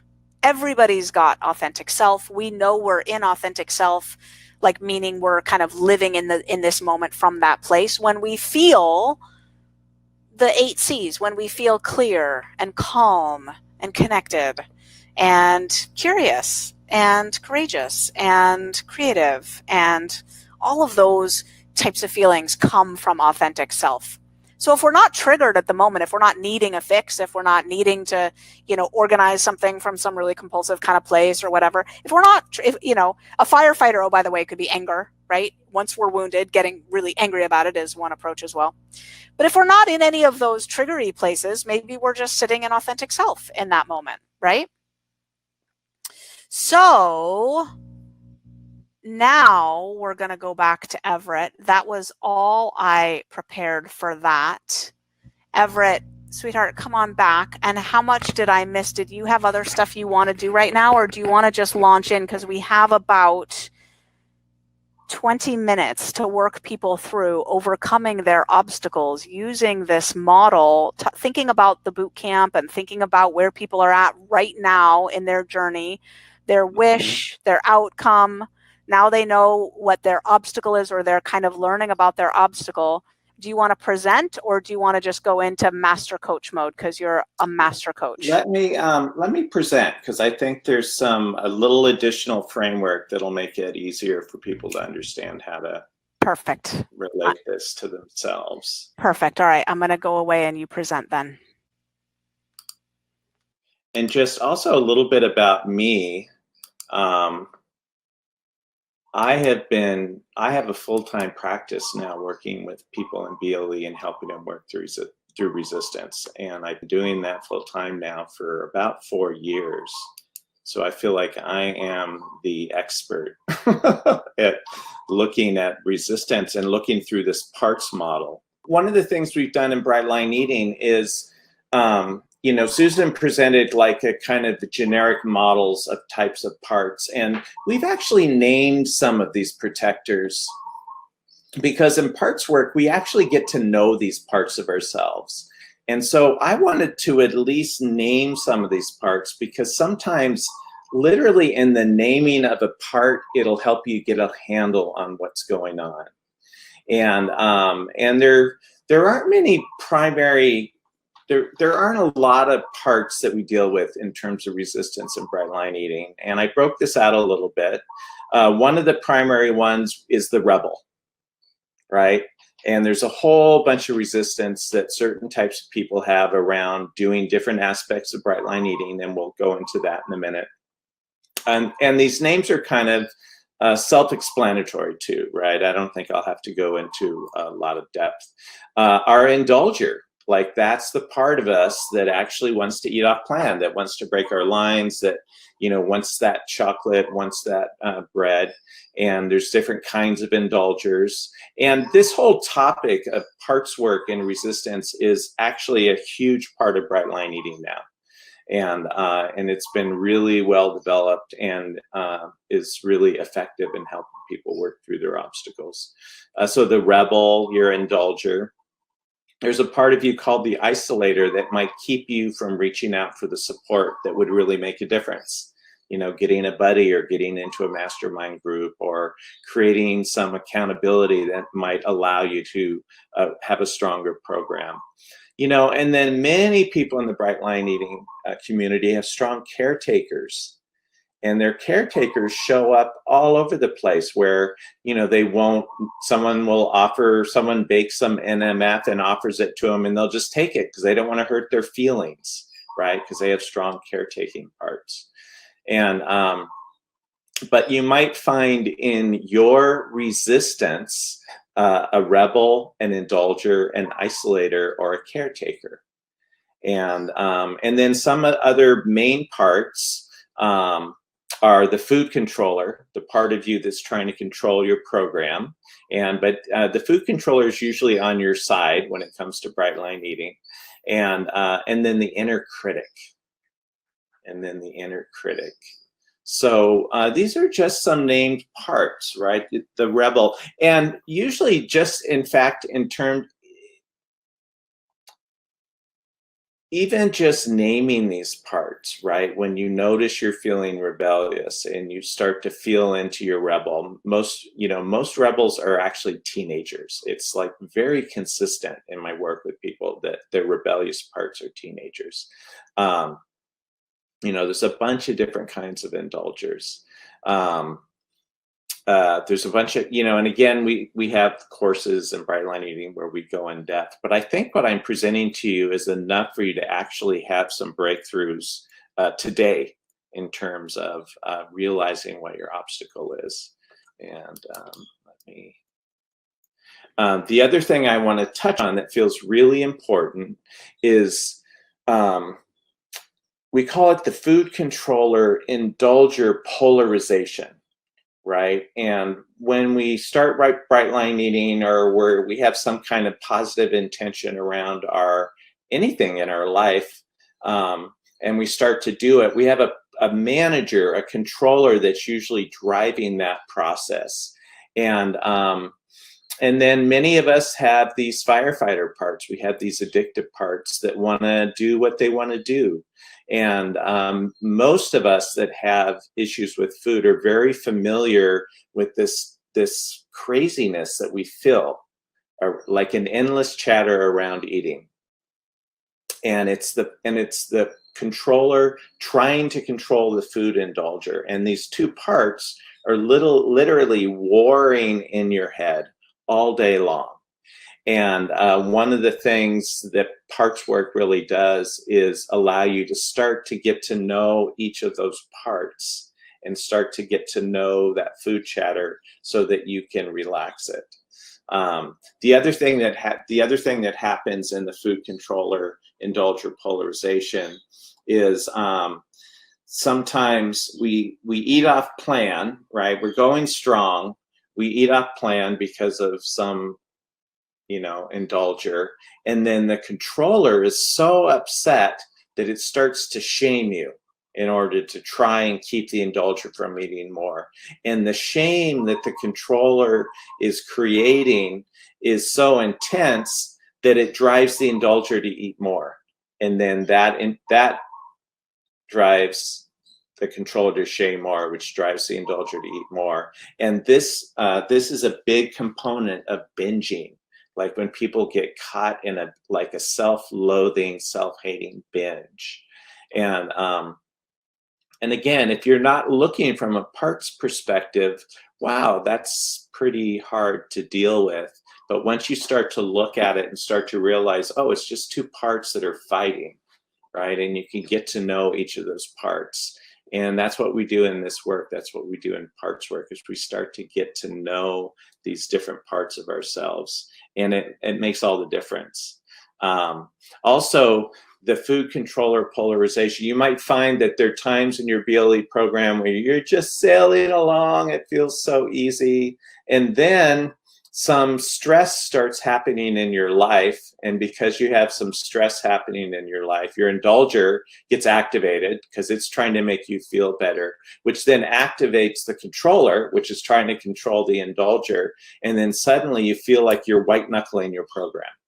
Like suddenly it's hard to hold to your lines. And again, what you may not have realized is, oh, there's some kind of underlying stress that my indulger wants to deal with, and my controller is trying to deal with it. And so sometimes I'm going to show a list of kinds of problems, and sometimes it's the food controller indulger polarization that's actually the problem. And then I'm going to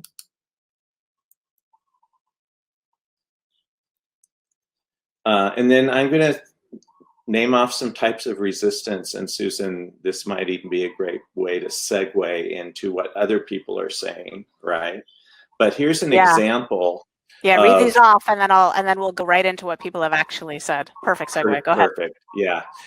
So resistance to entire program, right? That's your rebel. That's your rebel. So if you're having that, then you want to work with your rebel. Resistance to weighing and measuring. That's your rebel. Secret eating, right? You're fine doing BLE when everyone's watching, but soon as no one is around, you're in the food. That's a combination of your isolator and your indulger. You're not getting enough support. That's your isolator. You're having a problem believing it's possible. That's your inner critic. That's your inner critic. Caving into food cravings. That's your indulger. Evening eating. Big problem for a lot of people. That's your indulger. Holding compliance with the plan. That's your indulger. Shame-based binging, like I just described. That's the controller indulger polarization. White knuckling, that's the controller indulger polarization. Compliance in groups, that's the caretaker. So there are many more, and we're going to hear a lot of them, I'm sure, from you. All right. Thanks, Ev. Okay. So people typed all kinds of things into the chat when we said, what's your biggest obstacle? And obviously, this isn't a private coaching situation. So Everett and I, there's 3,646 people here live at this moment, 3,646 people. And we can't, we would love to actually, knowing Everett and I, but we can't Let's go go. person Let's do by it. person. Let's do it. Let's go. But what you just presented is so brilliant. Look at how similar it is to what people said. Stress, right? Job, Right. relationship, COVID, worries, etc. Right? Like, how can I do this with all this stress? Overwhelming emotions, unresolved grief, anger, and loneliness, right? That emotional load, the fear of putting down the food when we have this emotional load right now. Past trauma, fear of failure, no confidence I can do it. Not being able to say no. Those foods, I just can't say no, right? I can't find the foods to satisfy my wants and needs. I'm going to pause there because that actually is an issue of pure brain hijacking. I can't find the foods to satisfy my wants and needs. That is dopamine downregulation that's so profound that what happens is the brain that's wired like that has pursuit and reward flip-flopped in its brain. So in the way the brain is wired, so that the anticipation of reward is massive. Like when you're dreaming about, oh, it might be so delicious to go get blah blah blah, and that anticipation is enormous. So you're in pursuit, you go. Then when you actually get it and eat it, the payoff is like minuscule. A normal eater who doesn't have a hijacked brain, it's reversed. They think, oh, that might be nice. Sure, I'll have some dessert. I don't want much, though. Maybe just a bite would do it.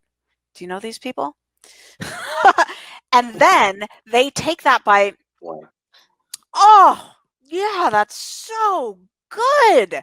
So the anticipation is low, the payoff is high, and then they don't want any more. They're like, nope, that was perfect. That just hit the spot.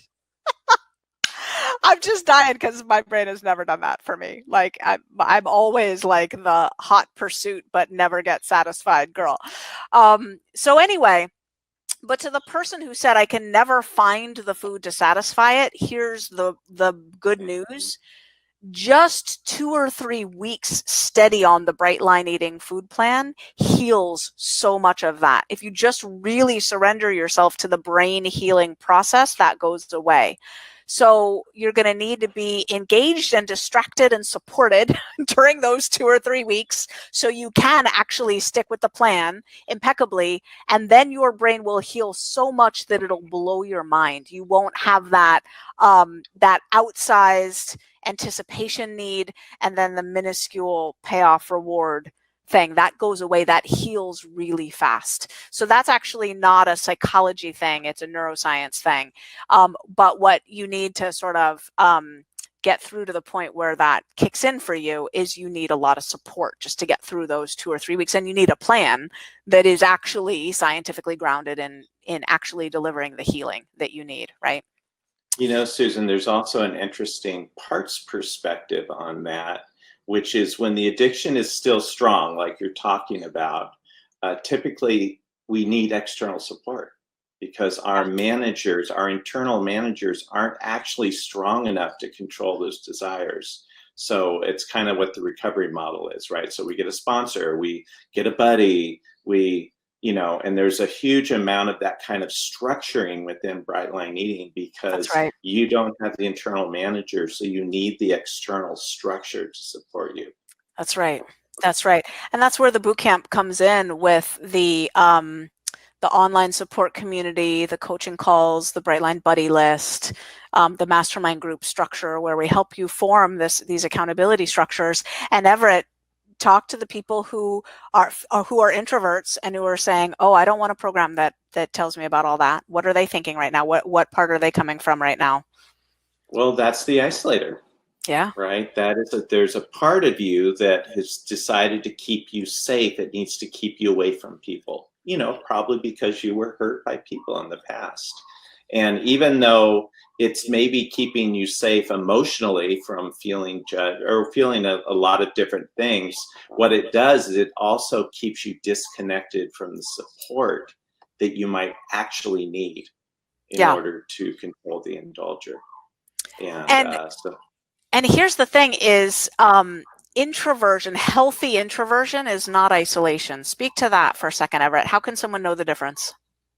yeah, if your introversion carries pain, right? Like that's usually a sign that it's your isolator, right? If you're just like kicking back at home reading books and you love being alone and your life is flowing and you're full of joy and You're taking playing a with bubble your bath. dog and Yeah. yeah, like Totally. that is Doing healthy puzzle. introversion, right? Totally. Yeah, but if you're at home alone with no one in your life and no friends and doing all these addictive things and an introvert, well, your isolator's at play Yeah. because of all that pain. Or you have a spouse or you have people, but really Mm-hmm. you especially if you look at the food world, right? Like how well is that working for you, right? Like Right. do you actually have what you need to be in alignment and on your way to your best body transformation? Now, here's the thing.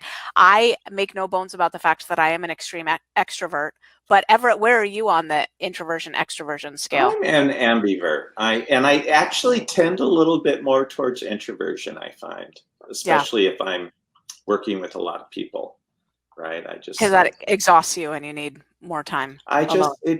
Yeah, I just want to be alone more, I find. Yeah. And I do too, actually. My life, the way it is right now, 3 kids, 33 employees, a spouse, a bunch of partners and colleagues like Everett and Monique and 50 others, and all the inputs into my life. Even this extroverted gal, I want to crawl into a dark closet and be left alone for 3 days. So I'm like this. Oh, go ahead. I float every Friday in a saltwater tank to go back to the womb and get my introversion on. But anyway, we're riffing too much, Everett. We only have a few more minutes. Fear of missing out. That's an interesting one. My husband's mental health issues and how he sabotages my mental health. Okay, so let's just. Fear of missing out is the critic. Fear of missing out. Compare and despair. Compare and despair, it's an inner critic. Okay. What's the solution to fear of missing out? Inner critic work. Again, if you want to use this model, we start to isolate what the part is, and we start to realize that it's not us. Mm-hmm. There's a part whispering in your ear. People are familiar with the inner critic. It's a pretty common kind of idea, right? Yeah. Like that there's a part that's telling you that you could be whisper. afraid. Yeah, totally. So here's another piece that I think people need to understand to say how does this reframe of I have these parts of me that are manifested in my inner dialogue and therefore into my behavior, right? The stories I'm telling myself in my head, and then the things that I do as the result of those beliefs, right? But they're not beliefs that every bit of us in an integrated whole has. They're beliefs that a certain part of us that's coming from a certain perspective has, right? And we might have other parts that have completely other beliefs, right? Socrates said, one mind cannot both want and not want at the same time. Therefore, right? Therefore, we must all have these parts. So you have a part that wants, you have a part that doesn't want, you have a part that wants to join, you have a part that doesn't want to join. So here's how, when you take the steps on your bright body transformation after this webinar, here's how this framework gets applied. Everett, you and I have talked about this a lot, haven't we? How in parts work, we don't go digging to do our work. do we? Right. We don't go like, it's not like we're going Looking into the backyard of the psyche with a shovel and we're like gonna dig big holes. Instead, what are we doing, Everett? How do we handle it? We're looking at our behaviors. Like we're picking something in particular that we're struggling with now, right? And then we're examining it from a parts perspective, and we start to pull out the different voices that are involved in that, and then we focus on that. And and so in Bright Line Eating, we focus on our eating. Yeah. Like, that's what we focus on. Like, how bright were you today? Like, oh, wow, I made it all the way through lunch, but middle of the afternoon, I have trouble. It's like, oh, okay, let's look what's happening middle of the afternoon, right? Yeah. And you zoom in on it, and you might use a parts perspective. You might just use awareness to realize, like, oh, that's when my kids come home from school or whatever, right? Like, there's something there that needs to be addressed.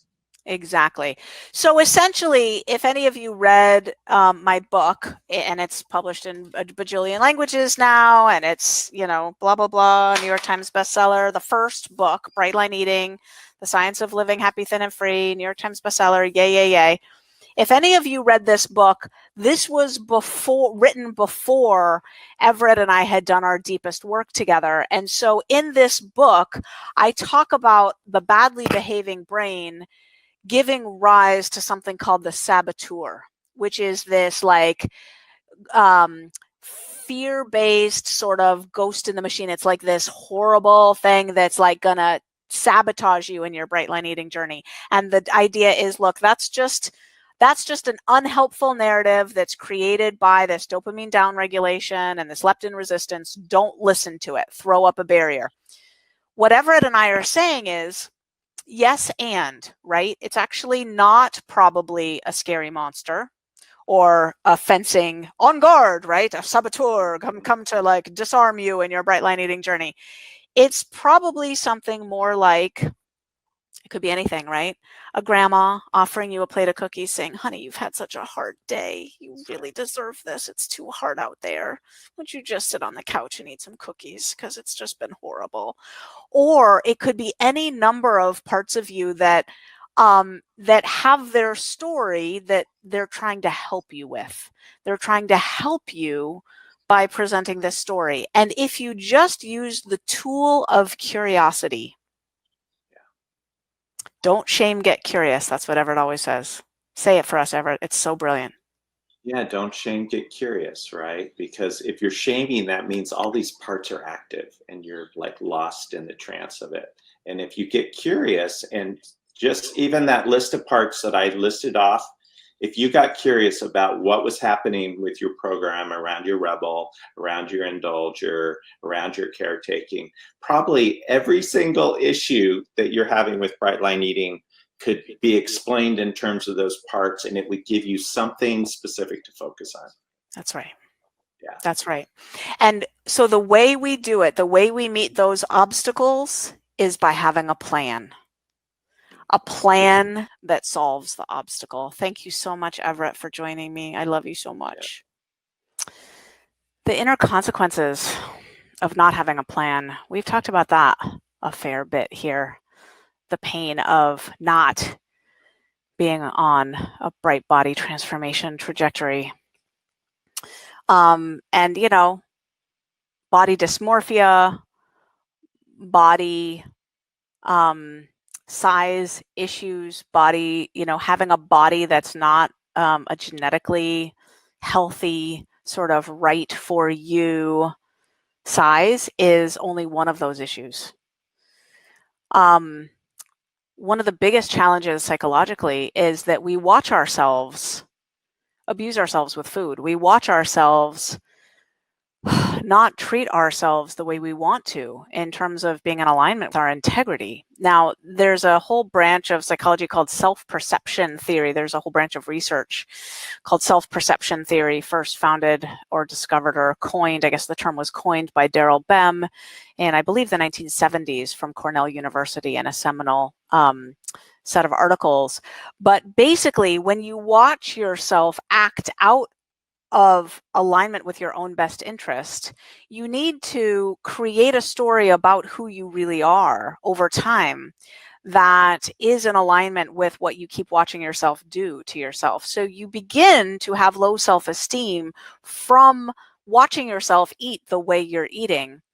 It also leads to more of the cognitive loops that contribute to depression and anxiety, and the nagging suspicion of deep-seated psychological issues, even in the absence of actual deep-seated psychological issues. Watching yourself eat addictively will create the feedback loop that psychologically creates the perception of deep-seated psychological issues. If you also do have deep-seated psychological issues, it's all the worse, leading ultimately to things like self-loathing, self-hatred.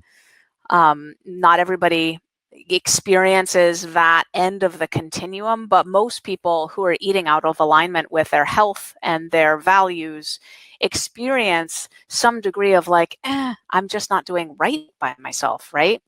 So what I hope you've gotten from this workshop is, in essence, it's not what's eating you, it's what you're eating. What you're eating, essentially, this strange and never before experienced in human history food environment that we now find ourselves enmeshed in, is creating feedback loops in the brain, a rewired brain that is leading to a cascade of neurobiological and psychological issues that all reverses and corrects itself when you actually change what you're eating. But then the question is, but how do I do that? Because when your brain is hijacked beyond a certain point, it's really hard to do that.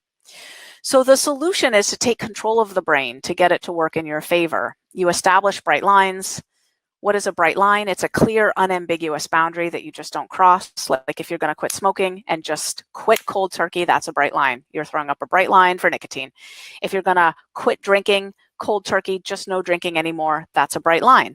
If you're going to do bright line eating, your bright lines are for sugar, flour, meals, and quantities. So how does bright line eating solve the problem? You create a bright line for sugar and flour, and your insulin comes down fast, your triglycerides come down fast, your inflammation comes down fast. Oh, by the way, that inflammation, that's the what thing for COVID, right? You don't want any inflammation in your lungs if COVID comes a knocking. And the kinds of reduction in inflammation that we see around here are so fast. It's just beautiful. Leptin gets on board. I did not just promise you that bright line eating would save you from death by COVID, but if you look at the numbers and you look at the comorbidities and obesity, I'm sure you've looked at the numbers, right? This is not a good time to keep eating the way some of us have been eating, right? Leptin gets on board, and when leptin gets on board, suddenly you're not hungry, you're feeling happy. It's amazing when leptin resistance melts away. You feel like moving. It's a beautiful thing. More positive effects from doing bright line eating. You stop flooding the brain with dopamine.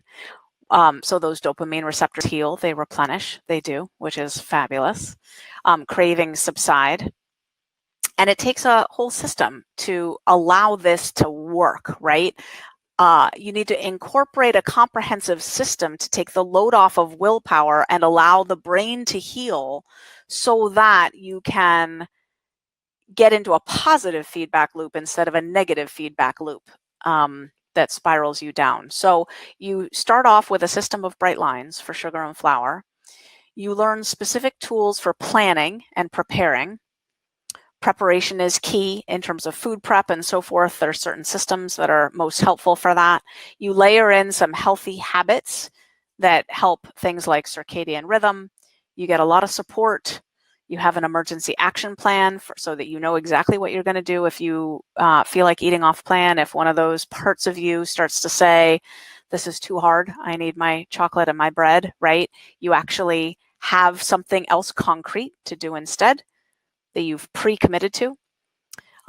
Your willpower over time becomes more resistant to willpower depletion. That's actually an amazing finding in the literature, is when you do something like bright line eating, your willpower battery doesn't drain as fast. So over time, your healed brain comes up and the willpower battery depletion thing starts to correct a little bit. And you reach a point where no matter really how stressed you are, I've been more stressed than I've ever been in my whole life this last year, for sure. And I haven't taken a bite off plan. Yeah, not one. Just been doing what I teach people to do around here. It's not by virtue, I promise you that. It's because the whole system gets into balance and suddenly you just find yourself not needing to eat off plan at all. So I spent 20 plus years in various 12-step food programs. I also designed and taught a college course on the psychology of eating, studied the neuroscience of food addiction in depth, taught the neuroscience of food addiction at the college level. On August 5th, 2014, I started an email list, and that led to the creation of the Bright Line Eating Bootcamp. I did not ever intend to create an online program. My intention was just to write a book. That's all I wanted to do, was to write a book. And I did ultimately write that book and publish it, and it came out just like I imagined in my morning meditation, New York Times bestseller list, the Today Show, all that jazz. But my intention was just to write a book. But what happened was, when I started the email list, certain people got on that email list, people like Lyndon Morris Del Rio. She was one of the originals on the email list, and they would reply back to my emails and ask me questions like, how do I eat out? How do I feed my family? I need to travel. What do I do about that? Lyndon had a horrific heart condition, and she wrote to me and said, what do I do about my heart condition? Can Bright Line Eating help? And over time, I realized they need a boot camp. They need a boot camp. So in late 2014, I created the first online, it's 100% online, Bright Line Eating Boot Camp. Lyndon joined it, and she lost 60 pounds in 6 months. She's been maintaining her bright body now for 5.5 years. 5.5 years. I believe her 6-year anniversary of doing Bright Line Eating is like right about now. Like literally 6 years this woman has been doing Bright Line Eating. She's our resident fashionista here. This picture, by the way, is the one on the left, is not her at her heaviest. She doesn't have a picture of her at her heaviest. She was an avid camera avoider. So I'm here to say, Bright Line Eating Bootcamp registration is open right now. The bootcamp has so much structure and support and scientific grounding. It's 100% online, an 8-week course. But what's involved in the bootcamp? The first thing you get is the rapid release weight loss system. It's the system that I personally used to lose my 60 pounds in 6 months, that Lyndon used to lose her 60 pounds in 6 months, and that thousands of others have used to lose all their excess weight and keep it off long term. And it will work, by the way, no matter if you're omnivore or paleo or keto or 100% plant-based, SOS-free, gluten-free, dairy-free, soy-free, diabetic. If you've had bariatric surgery, it really, really has been tried and true tested for all of these things. The 8-week online bootcamp includes 8 weeks of video modules, which is so I created all these video modules. It's a comprehensive education in how to rewire your brain for lasting weight loss. You start off with the planning and preparation process. So you get started with your food plan and form habits that will ensure your long-term success. And you get that rapid release weight loss system to lose all your excess weight and keep it off long-term. Now, you also start off with access to the Food Freedom Forever maintenance plan, which is all about how to live at your goal weight forever. The reason you need that right at the beginning is some people actually join the boot camp in a right-sized body already. They're in their bright body. They don't have their bright head on top of their bright body. Their head is not bright. Their body is bright if they could just get their head screwed on straight, but they're still thinking about, how many miles, how many calories, how many pounds, what's their breakdown of macros. If they run 10 miles, do they deserve that cup of frozen yogurt at the special Yotality place because it's the best and they got the little things and the sprinkles in it and the blah, blah, blah, blah, blah, blah, blah, blah, blah, blah, blah.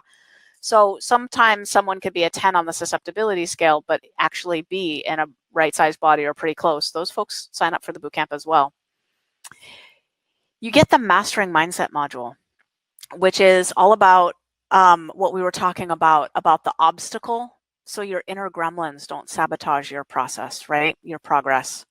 So the Mastering Mindset module is one of the ways that the bootcamp supports you in getting over your primary obstacle.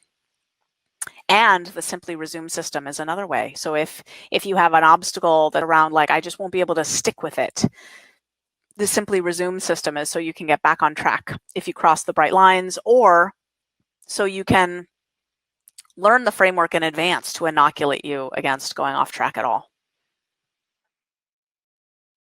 There's a mastermind support group system, so you can partner up with others to go through the bootcamp together in small groups of 4. Those mastermind groups often live for long time, years and years and years. My mastermind group has been going. We meet every week virtually. We're in all corners of the United States and Canada. But there's 4 of us and we meet once a week. We've been meeting for 5.5 years, my Bright Line Eating Mastermind group. So, and that's not uncommon. Mastermind groups often last and last and last. And we give you the tools to form your own mastermind groups if you want to, and that's completely voluntary. It's optional, but we give you that framework and that opportunity to partner up with people like that. We also give you the access to the Brightline Buddy system for one-on-one connections for accountability. So if you're an introvert and you know that you do best with deep connections, you might want that. And there's weekly group coaching calls, 8 weeks of live group coaching. So if you have questions, if you start off, you have questions, you send your question in, and you get live coaching from Lyndon Morris Del Rio. Actually has become our bootcamp coach. Not always. Sometimes we have other people who do it as well, but Linda now works for Brightline Eating. She is the amazing head of our online support communities, and she also does a lot of bootcamp coaching. We have our private online community where you get online support, private connection, and conversation. So you can post celebrations as you stick with the food plan, you lose your weight, you're having your bright body transformation. You can post your challenges and get real-time support. You can post questions and get answers and feedback in real time, 24/7, 365. You can find your buddy or form a mastermind group. You can share the journey with people from around the world who are 100% committed. It's a beautiful, beautiful thing, this online community. We also have some special interest groups. Men are not super well represented in Brightline Eating, but there is a special group for men, and it's the men in Brightline Eating are quite active, actually. And so we've found that it's best to give men their own group so that they can support each other in the man cave. There's also a special interest group for people who've had bariatric weight loss surgery, because sometimes the food plan needs specific modifications, and we walk you through that, but it's also helpful to be in a group with lots of other people who've had bariatric surgery and do Brightline Eating. Because unfortunately with bariatric surgery, people lose, but then they start to gain again, usually. That's the typical trajectory. And so a lot of people come to Brightline Eating after being bitterly disappointed and wishing that they'd found Brightline Eating before they had bariatric surgery. A special interest group for people who are not super high on the susceptibility scale. For anyone who's not in the super highest group, they're lower on the susceptibility scale. They have a special interest group too, because you can do Brightline Eating if you're lower on the susceptibility scale. You just will need to adapt it and modify it in ways that will work for you. I recommend at first you just do the plan as outlined, and then pretty quickly you'll see how you can modify it in ways that work for you. And actually the bootcamp walks you through, I think it's in module 7, I introduce you to a system for scientifically testing out modifications once your brain is healed to see if they work for you. It's called the 4 questions. You'll get access to that in the bootcamp as well. There's deaf and hard of hearing support, and there's a 5th Brightline group that's for people with eating disorders now or a background of eating disorders. And we also have Dr. Joy Jacobs, who is an eating disorder specialist and PhD professor, researcher, trained clinician who works full-time with people with eating disorders. She believes in Brightline Eating wholeheartedly, even for treatment for people with eating disorders, because what she's found is for people who are bulimic or have a strong restrictor part or have binge eating disorder, the sugar and the flour make them crazy, right? It doesn't help. It make them, crazy is not the right word to use there. They make them it flares up their food addiction, right? For about 50% of people with eating disorders have food addiction as well, a compounding condition. And so for those people, when you're saying, well, you have to eat sugar and flour, it actually doesn't help. Their recovery gets hindered by that. And many more. 7 additional resources for you in the boot camp. Excerpts from the official Bright Line Eating Cookbook, in case you don't have that book. That was also a New York Times bestseller, and it's a beautiful book. The recipes are so great, but if you don't have it, I'll give you for free a bunch of excerpts from it. I'll give you the goal weight guidance system that helps you figure out where your bright body transformation is going to end. You need to know where to land the plane. The 5-minute meals menu, if time is your pain point, that's true for me. I need the 5-minute meals menu to just be able to get meals on the table in 1, 2, or 3 minutes. Sometimes I'm running out the door and I need lunch and I got to grab it and go, and I don't have more than a minute or two. I can get lunch ready to go in 1 or 2 minutes. Super simple. And then the $5 meals guide. So if price is your or finances are your pain point, the $5 meals guide will help you save so much money on groceries. It'll blow your mind. You can literally eat Bright Line Eating for $1, $2, $3, $4 a meal every day and eat surprisingly delicious, amazing food. And so the $5 meals guide will help walk you through your grocery store and be like, these are the most economic choices that are on the Bright Line Eating food plan. And lo and behold, they're some of the most delicious choices. So super easy. You also get the Meals on the Move travel tips, which is all about travel of every kind: car travel, plane travel, road trips, short weekend getaways, staying with family, all of it. The Surviving Special Occasions system, which is about, yeah, this is great, but how do I do it at a potluck? How do I do it at a wedding? How do I do it at a baby shower? Well, I promise you, I've been doing this for 17 and a half years, and I've lived around the world, traveled around the world, had 3 kids, untold birthday parties, baby showers, etc., etc., etc.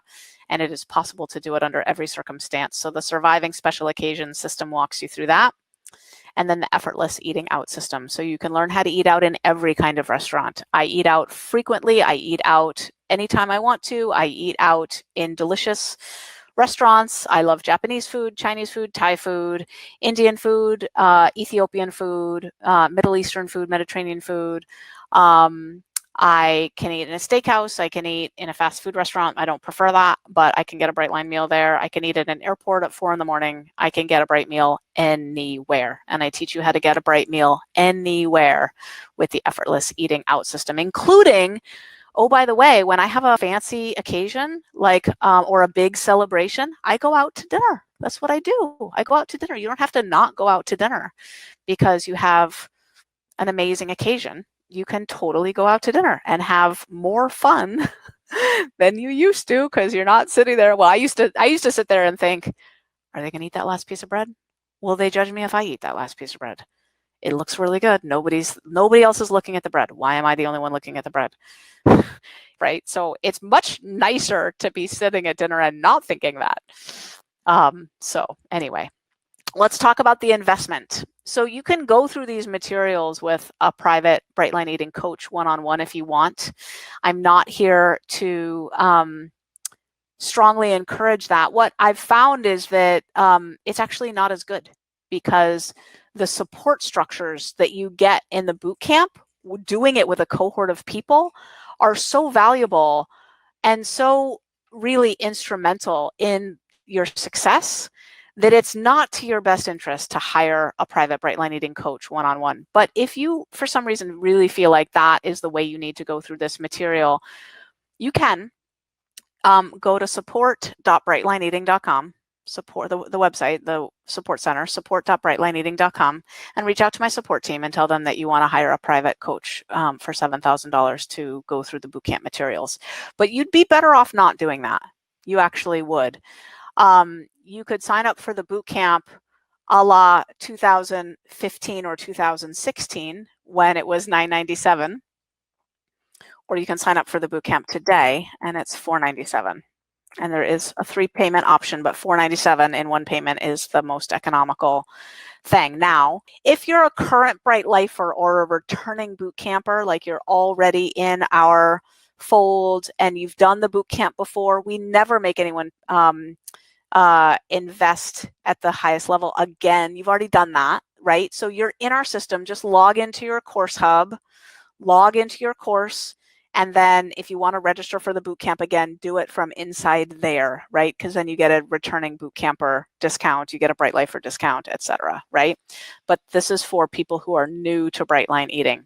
So I just want to point out that's a way that we stand by what we offer here is we don't have a business model based on recidivism. We don't expect you to fail and then charge you full price again when you come back. No. We expect you to succeed. We go to the ends of the earth to help you succeed. And if you want to do our course for a second time, you get 60% off, right? 60% off, right? We are not expecting anything but your success, and we price our stuff accordingly. So that's the investment right there. Now the bonuses, this is a special bonus package that's available only right now for Food Freedom 2020. The Best of BLE Science Bundle. You have no other way to get this year round other than right now in Food Freedom 2020, the Best of Brightline Eating Science Bundle. So if you want to know the deep science of some of the things that I mentioned here, this is 10 comprehensive scientific lectures, and new for Food Freedom 2020, we have added a deep dive on sleep and circadian rhythm. Sleep and circadian rhythm. So if you want exactly to get a roadmap of specifically what to change to get the kind of really robust and healthy circadian rhythm I talked about, so that you don't have a brain that's driving you to overeat those heavily calorically dense foods, and you are super sleepy at night, sleeping all the way through the night, and then waking up refreshed and energetic during the day, that is what you need, the Best of BLE Science Bundle. I'm also creating the stress eating solution for you just for this Food Freedom. This is never before seen from me to you, and it is heavily informed by what I've witnessed in coaching people through COVID-19. Because the constellation of stressors that exist right now are just unlanguageable and unprecedented. And I want to personally walk you through doing Brightline eating in this particular climate, okay? So that's the stress eating solution. And then Everett and I are putting together the Breakthrough Your Resistance roadmap. So all of those obstacles, if you were left feeling like, but wait, I don't really know how, what does he mean when he says, well, then you do your parts work, right? What does that mean? What does that look like? What's the plan? What's the path to break through my particular resistance? That's the Breakthrough Your Resistance roadmap, and that is a bonus for right now for the boot camp. So if you register now, it's $497, but you can see the value is easily $1,693. And another way to look at the value is by the pounds that people lose and maintain for years after the boot camp. The Brightline Eating Bootcamp should be $5,000 according to the medical best practices of the value of losing a pound and keeping it off long term is actually $500, just 1 pound, because nobody can seem to get anybody to lose any weight and keep it off long term, except here at Brightline Eating. I mean, I'm just saying, not nobody, but like, yeah, if you look at the published data, it's shocking. If you go out 2 years to like who has data published 2 years out, so we're about to talk about that. Okay, you have a 30-day 100% money back guarantee, 100% money back guarantee, which means right now you just click that button. You say, I'm ready to join. You just decide to take that next step, like from the meditation that Monique did. You decide to take that next step. You click the button. You decide you're ready to join. And then 30 days from now, you will either have already experienced such a profound transformation that it blows your mind and you're so grateful that you just took that radical step, or at some point during those 30 days, you'll realize this isn't for me, and you'll have 100% of your money back, and you'll have known that you tried, and you will have watched yourself be courageous. You will respect yourself for having taken the gamble, and you will now know that bright line eating doesn't work for you, which is way better than watching yourself not step up for yourself because what if I might fail? Do you see that difference psychologically? It is so much better to risk, decide it's not a fit, and then be left with all your money back, now knowing that bright line eating is not a fit for you. And of course, the other option is it is a fit. And this incredible bright and shiny, bright body transformation we're talking about here is actually happening to you. So it's a no-lose situation when you click that button and you say, I'm ready to join. Does this really work? It does. It really does. And then some. History is being made here. We're doing something that's literally never been done before.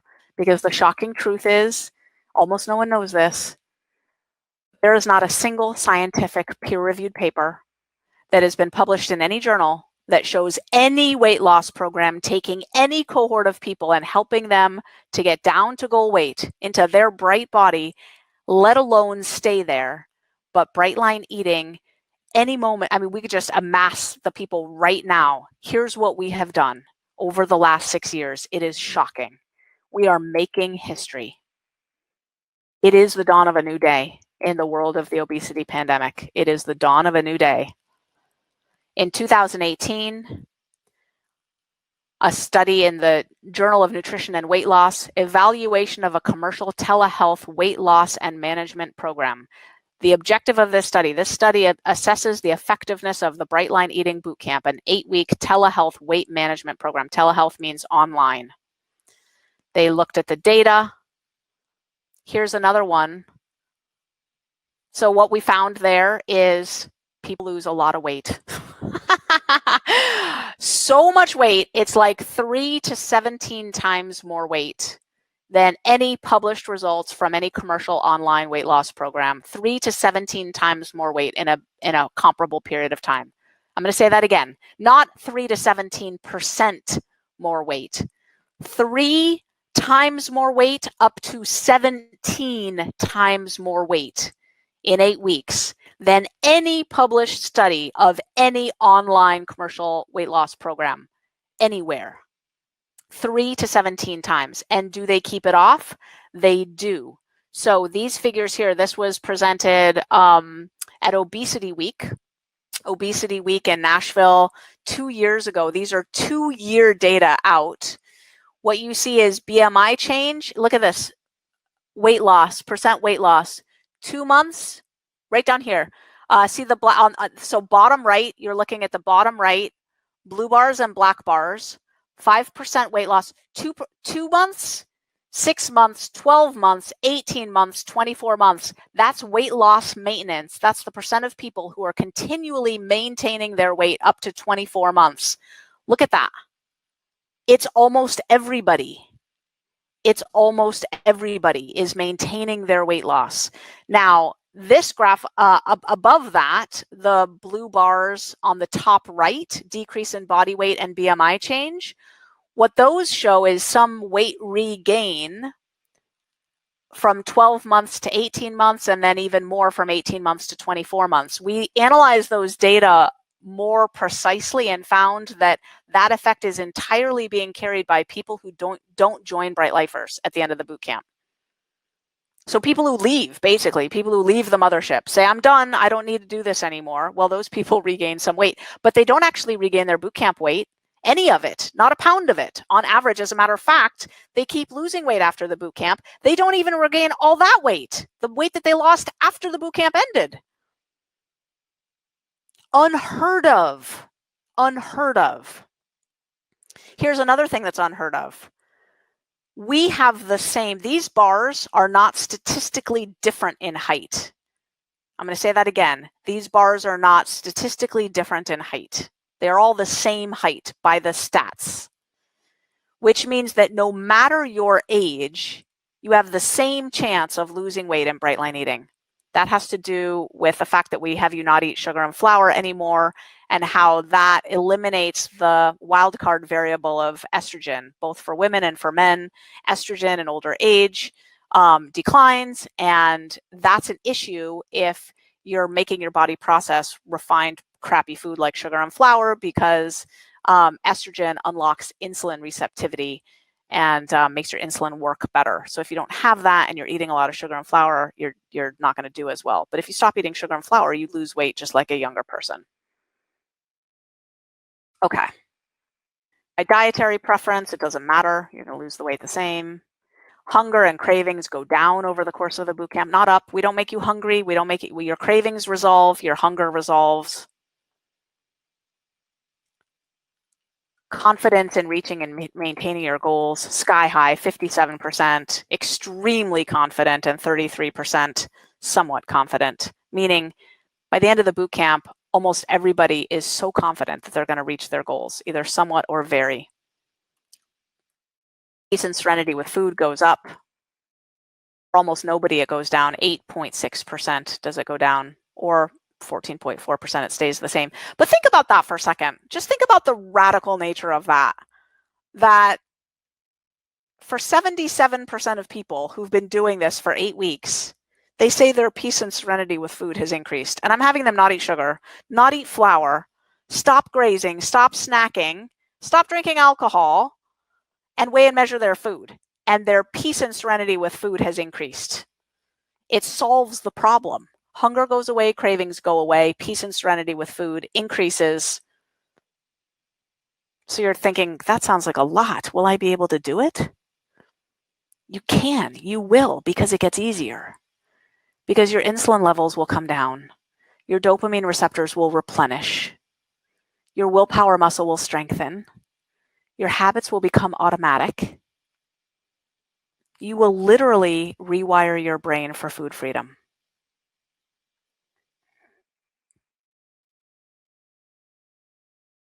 Look at these faces. These are bright body transformations. Look at this. You've got this. You can totally do it.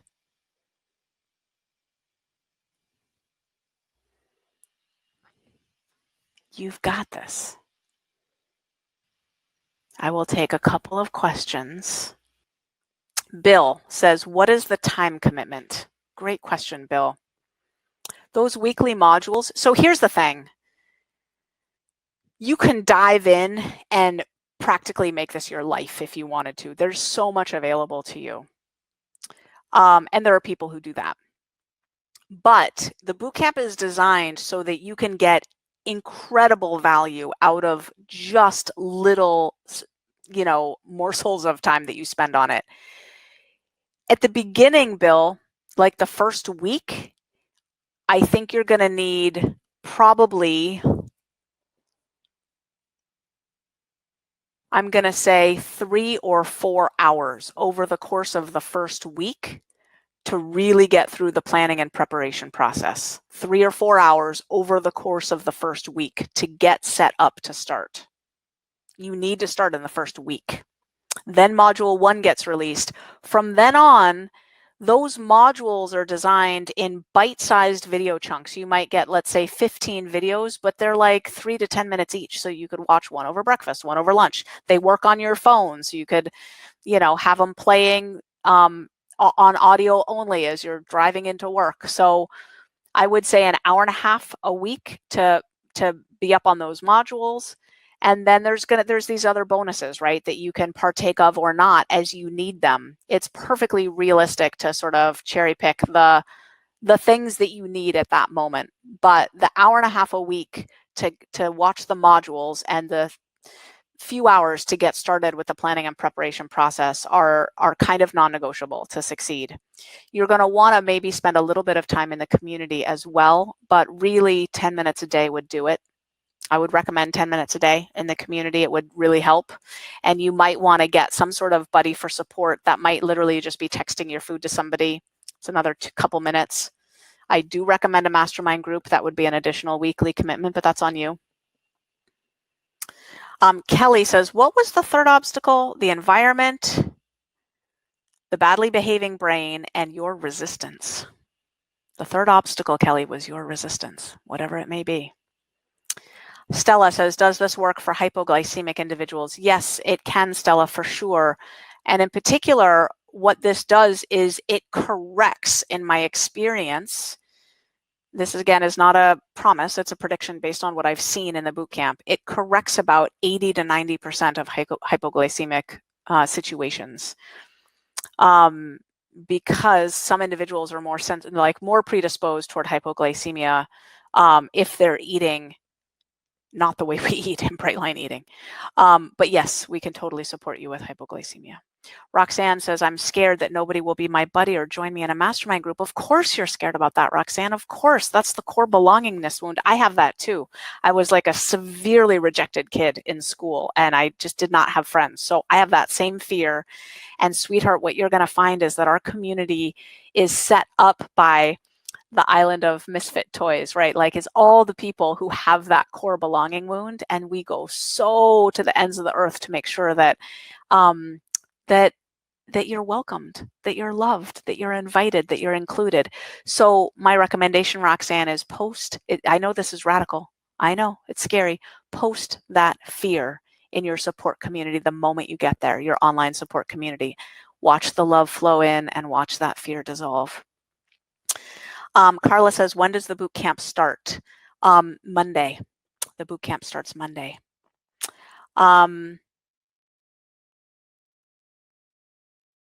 Margot says, does your program require you to never have sugar and flour? So the way it works, Margot, is that the plan as outlined is no sugar and flour. And in week 7, we give you the 4 questions so that you can evaluate whether you need to stick with that impeccably or you want to try some deviations. But Margot, if you're a 10 on the susceptibility scale, the odds that deviating is going to work for you are very slim. Very slim. And I just have to say that just because it's my responsibility to protect people's brains. That's my job in life. Sean says, will I still be able to have fats like MCT oil, olive oil, butter? Yes. Bright Line Eating is a plan that incorporates moderate amounts of whole real fats like that. Amazing fats. Absolutely.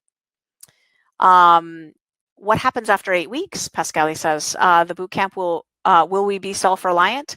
At the end of 8 weeks, there's an invitation to join Bright Lifers if you want to. And that's an annual program. So it's year over year over year.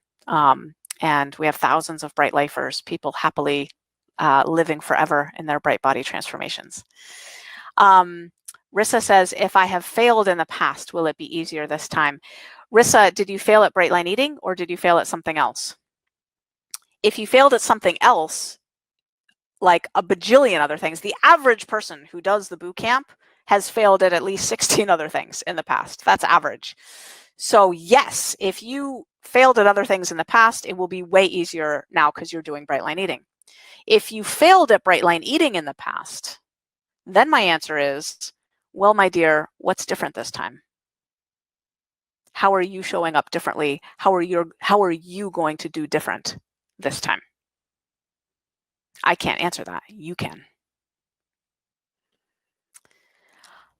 Sonia says, what if my spouse wants to do it too? Do we each have to register? Sonia, we have a friends and family discount situation where your spouse, I assume they live with you, a spouse or family member living in the home can do it, I believe, for just $97. So a primary person registers and then a $97 add-on person, a spouse or a family member person living in the home.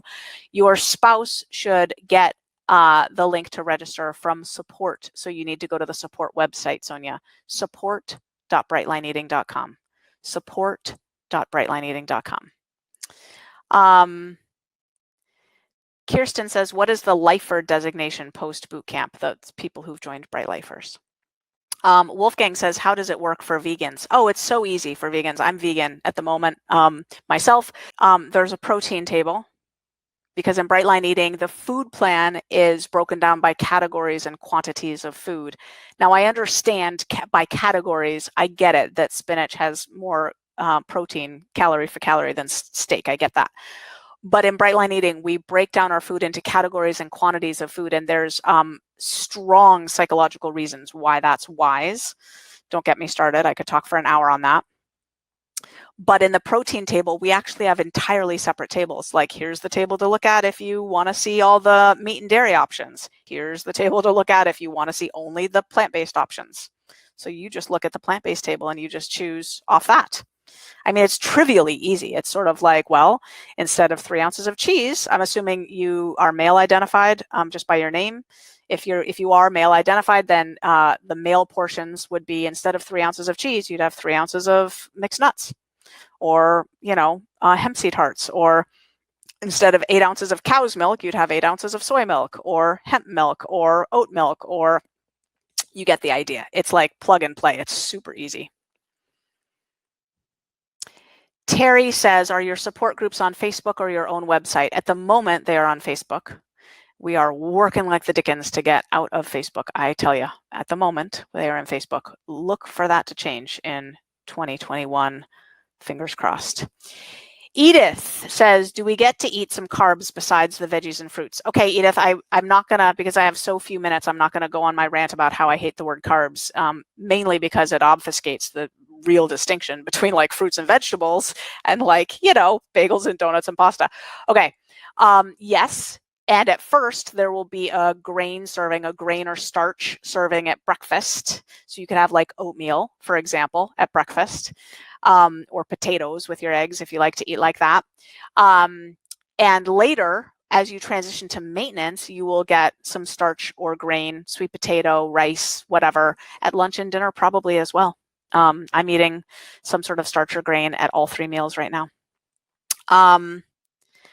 Jean says, I'm finishing my boot camp now. I haven't reached my goal rate. Wait, should I do another boot camp or join the Bright Lifers? Jean, join Bright Lifers. I want you focusing so intently on making your home in Bright Lifers. It's your forever home, sweetheart. It's your forever home. Sandra says, I'm having knee replacement surgery next Tuesday. What's your best advice for handling recovery and PT? Oh, this is a great time to do the boot camp. Seriously. Just follow the weight loss food plan and you'll be great. You'll be totally fine. You'll be great. I've done Bright Line Eating through so many surgeries, I can't even count. I don't know why I'm surgery prone, and it's amazing to handle. Like your body will thank you because you'll be handling the inflammation as you go through your recovery. Your recovery will be so much better. Pamela says, have people noted a decrease in anxiety or depression? Yes, and that benefit has skyrocketed since COVID, meaning the average improvement in depression, for example, used to be robust before COVID. We've analyzed the data of reduction in depressive symptoms since COVID hit, and the improvement percentage is now astronomical. It's off the charts because people need connection now more than ever. They need the kind of love and support that we offer here in Bright Line Eating. It's really true. Linda, do you have any comments about excess skin when there is significant weight to lose and it comes off quickly? Yes, it's a thing. And reclaiming skin is a beautiful thing, actually. I have a lot to say about skin. And I can't do it justice in 3 minutes. Let me just say that, first of all, we have a powerful body positive upsurging here in Bright Line Eating, where the skin is normalized and celebrated as basically like stretch marks after childbirth, like battle scars of a life well lived. And when you really get into your bright body and have your full bright body transformation, watch if you don't feel pretty amazing about the whole totality of it. Also, thank God for clothes. They hide it all. You just tuck it in and put on your size 6 jeans and keep going. Some people choose to have skin surgery, skin removal surgery. Kimberly says, is the meditation course different this year from last? Do I need to repurchase or does it carry over to this boot camp? Kimberly, it's the same. So for everyone who doesn't know what she's asking about, Monique Rhodes created a custom Learn to Meditate course that goes right along with the boot camp. And after you register for the boot camp, you'll see a video of me explaining that to you if you want to partake of that as well. Can you do this if you're breastfeeding? Shannon, I wouldn't right now. I would wait until you're done breastfeeding. You can. You can. And what you need to do is eat lots more food and only follow the sugar and flour lines. If you're going to do it, Shannon, write in for coaching immediately. Let my team know that you're breastfeeding. You can do it, and it's better for your baby. So if you want to do that, you can. But another way to do it is just wait until you're done breastfeeding and then do the boot camp. If you've been doing bright line eating for 3 years, but with a modified program that allows for breaks and of course doesn't work very well, how would doing boot camp help with that? Oh, sweetheart, it would be exactly what you need. Exactly what you need, because boot camp pours your foundation strong and true. Strong and true, my love. And if you've been doing some wonkadoodle version of bright line eating, you need to signal to your psychology the bright line of like, no, we're done with that. Those days of doing it that way are over. Now we're really doing bright line eating. Watch us. We're doing the boot camp. Yes, I'm going to leave it on that note. We have 56 seconds to wrap up. I'm going to take a look at the chat. Goodbye, everyone. I love you so much. I love you, love you, love you. Love you, love you, love you.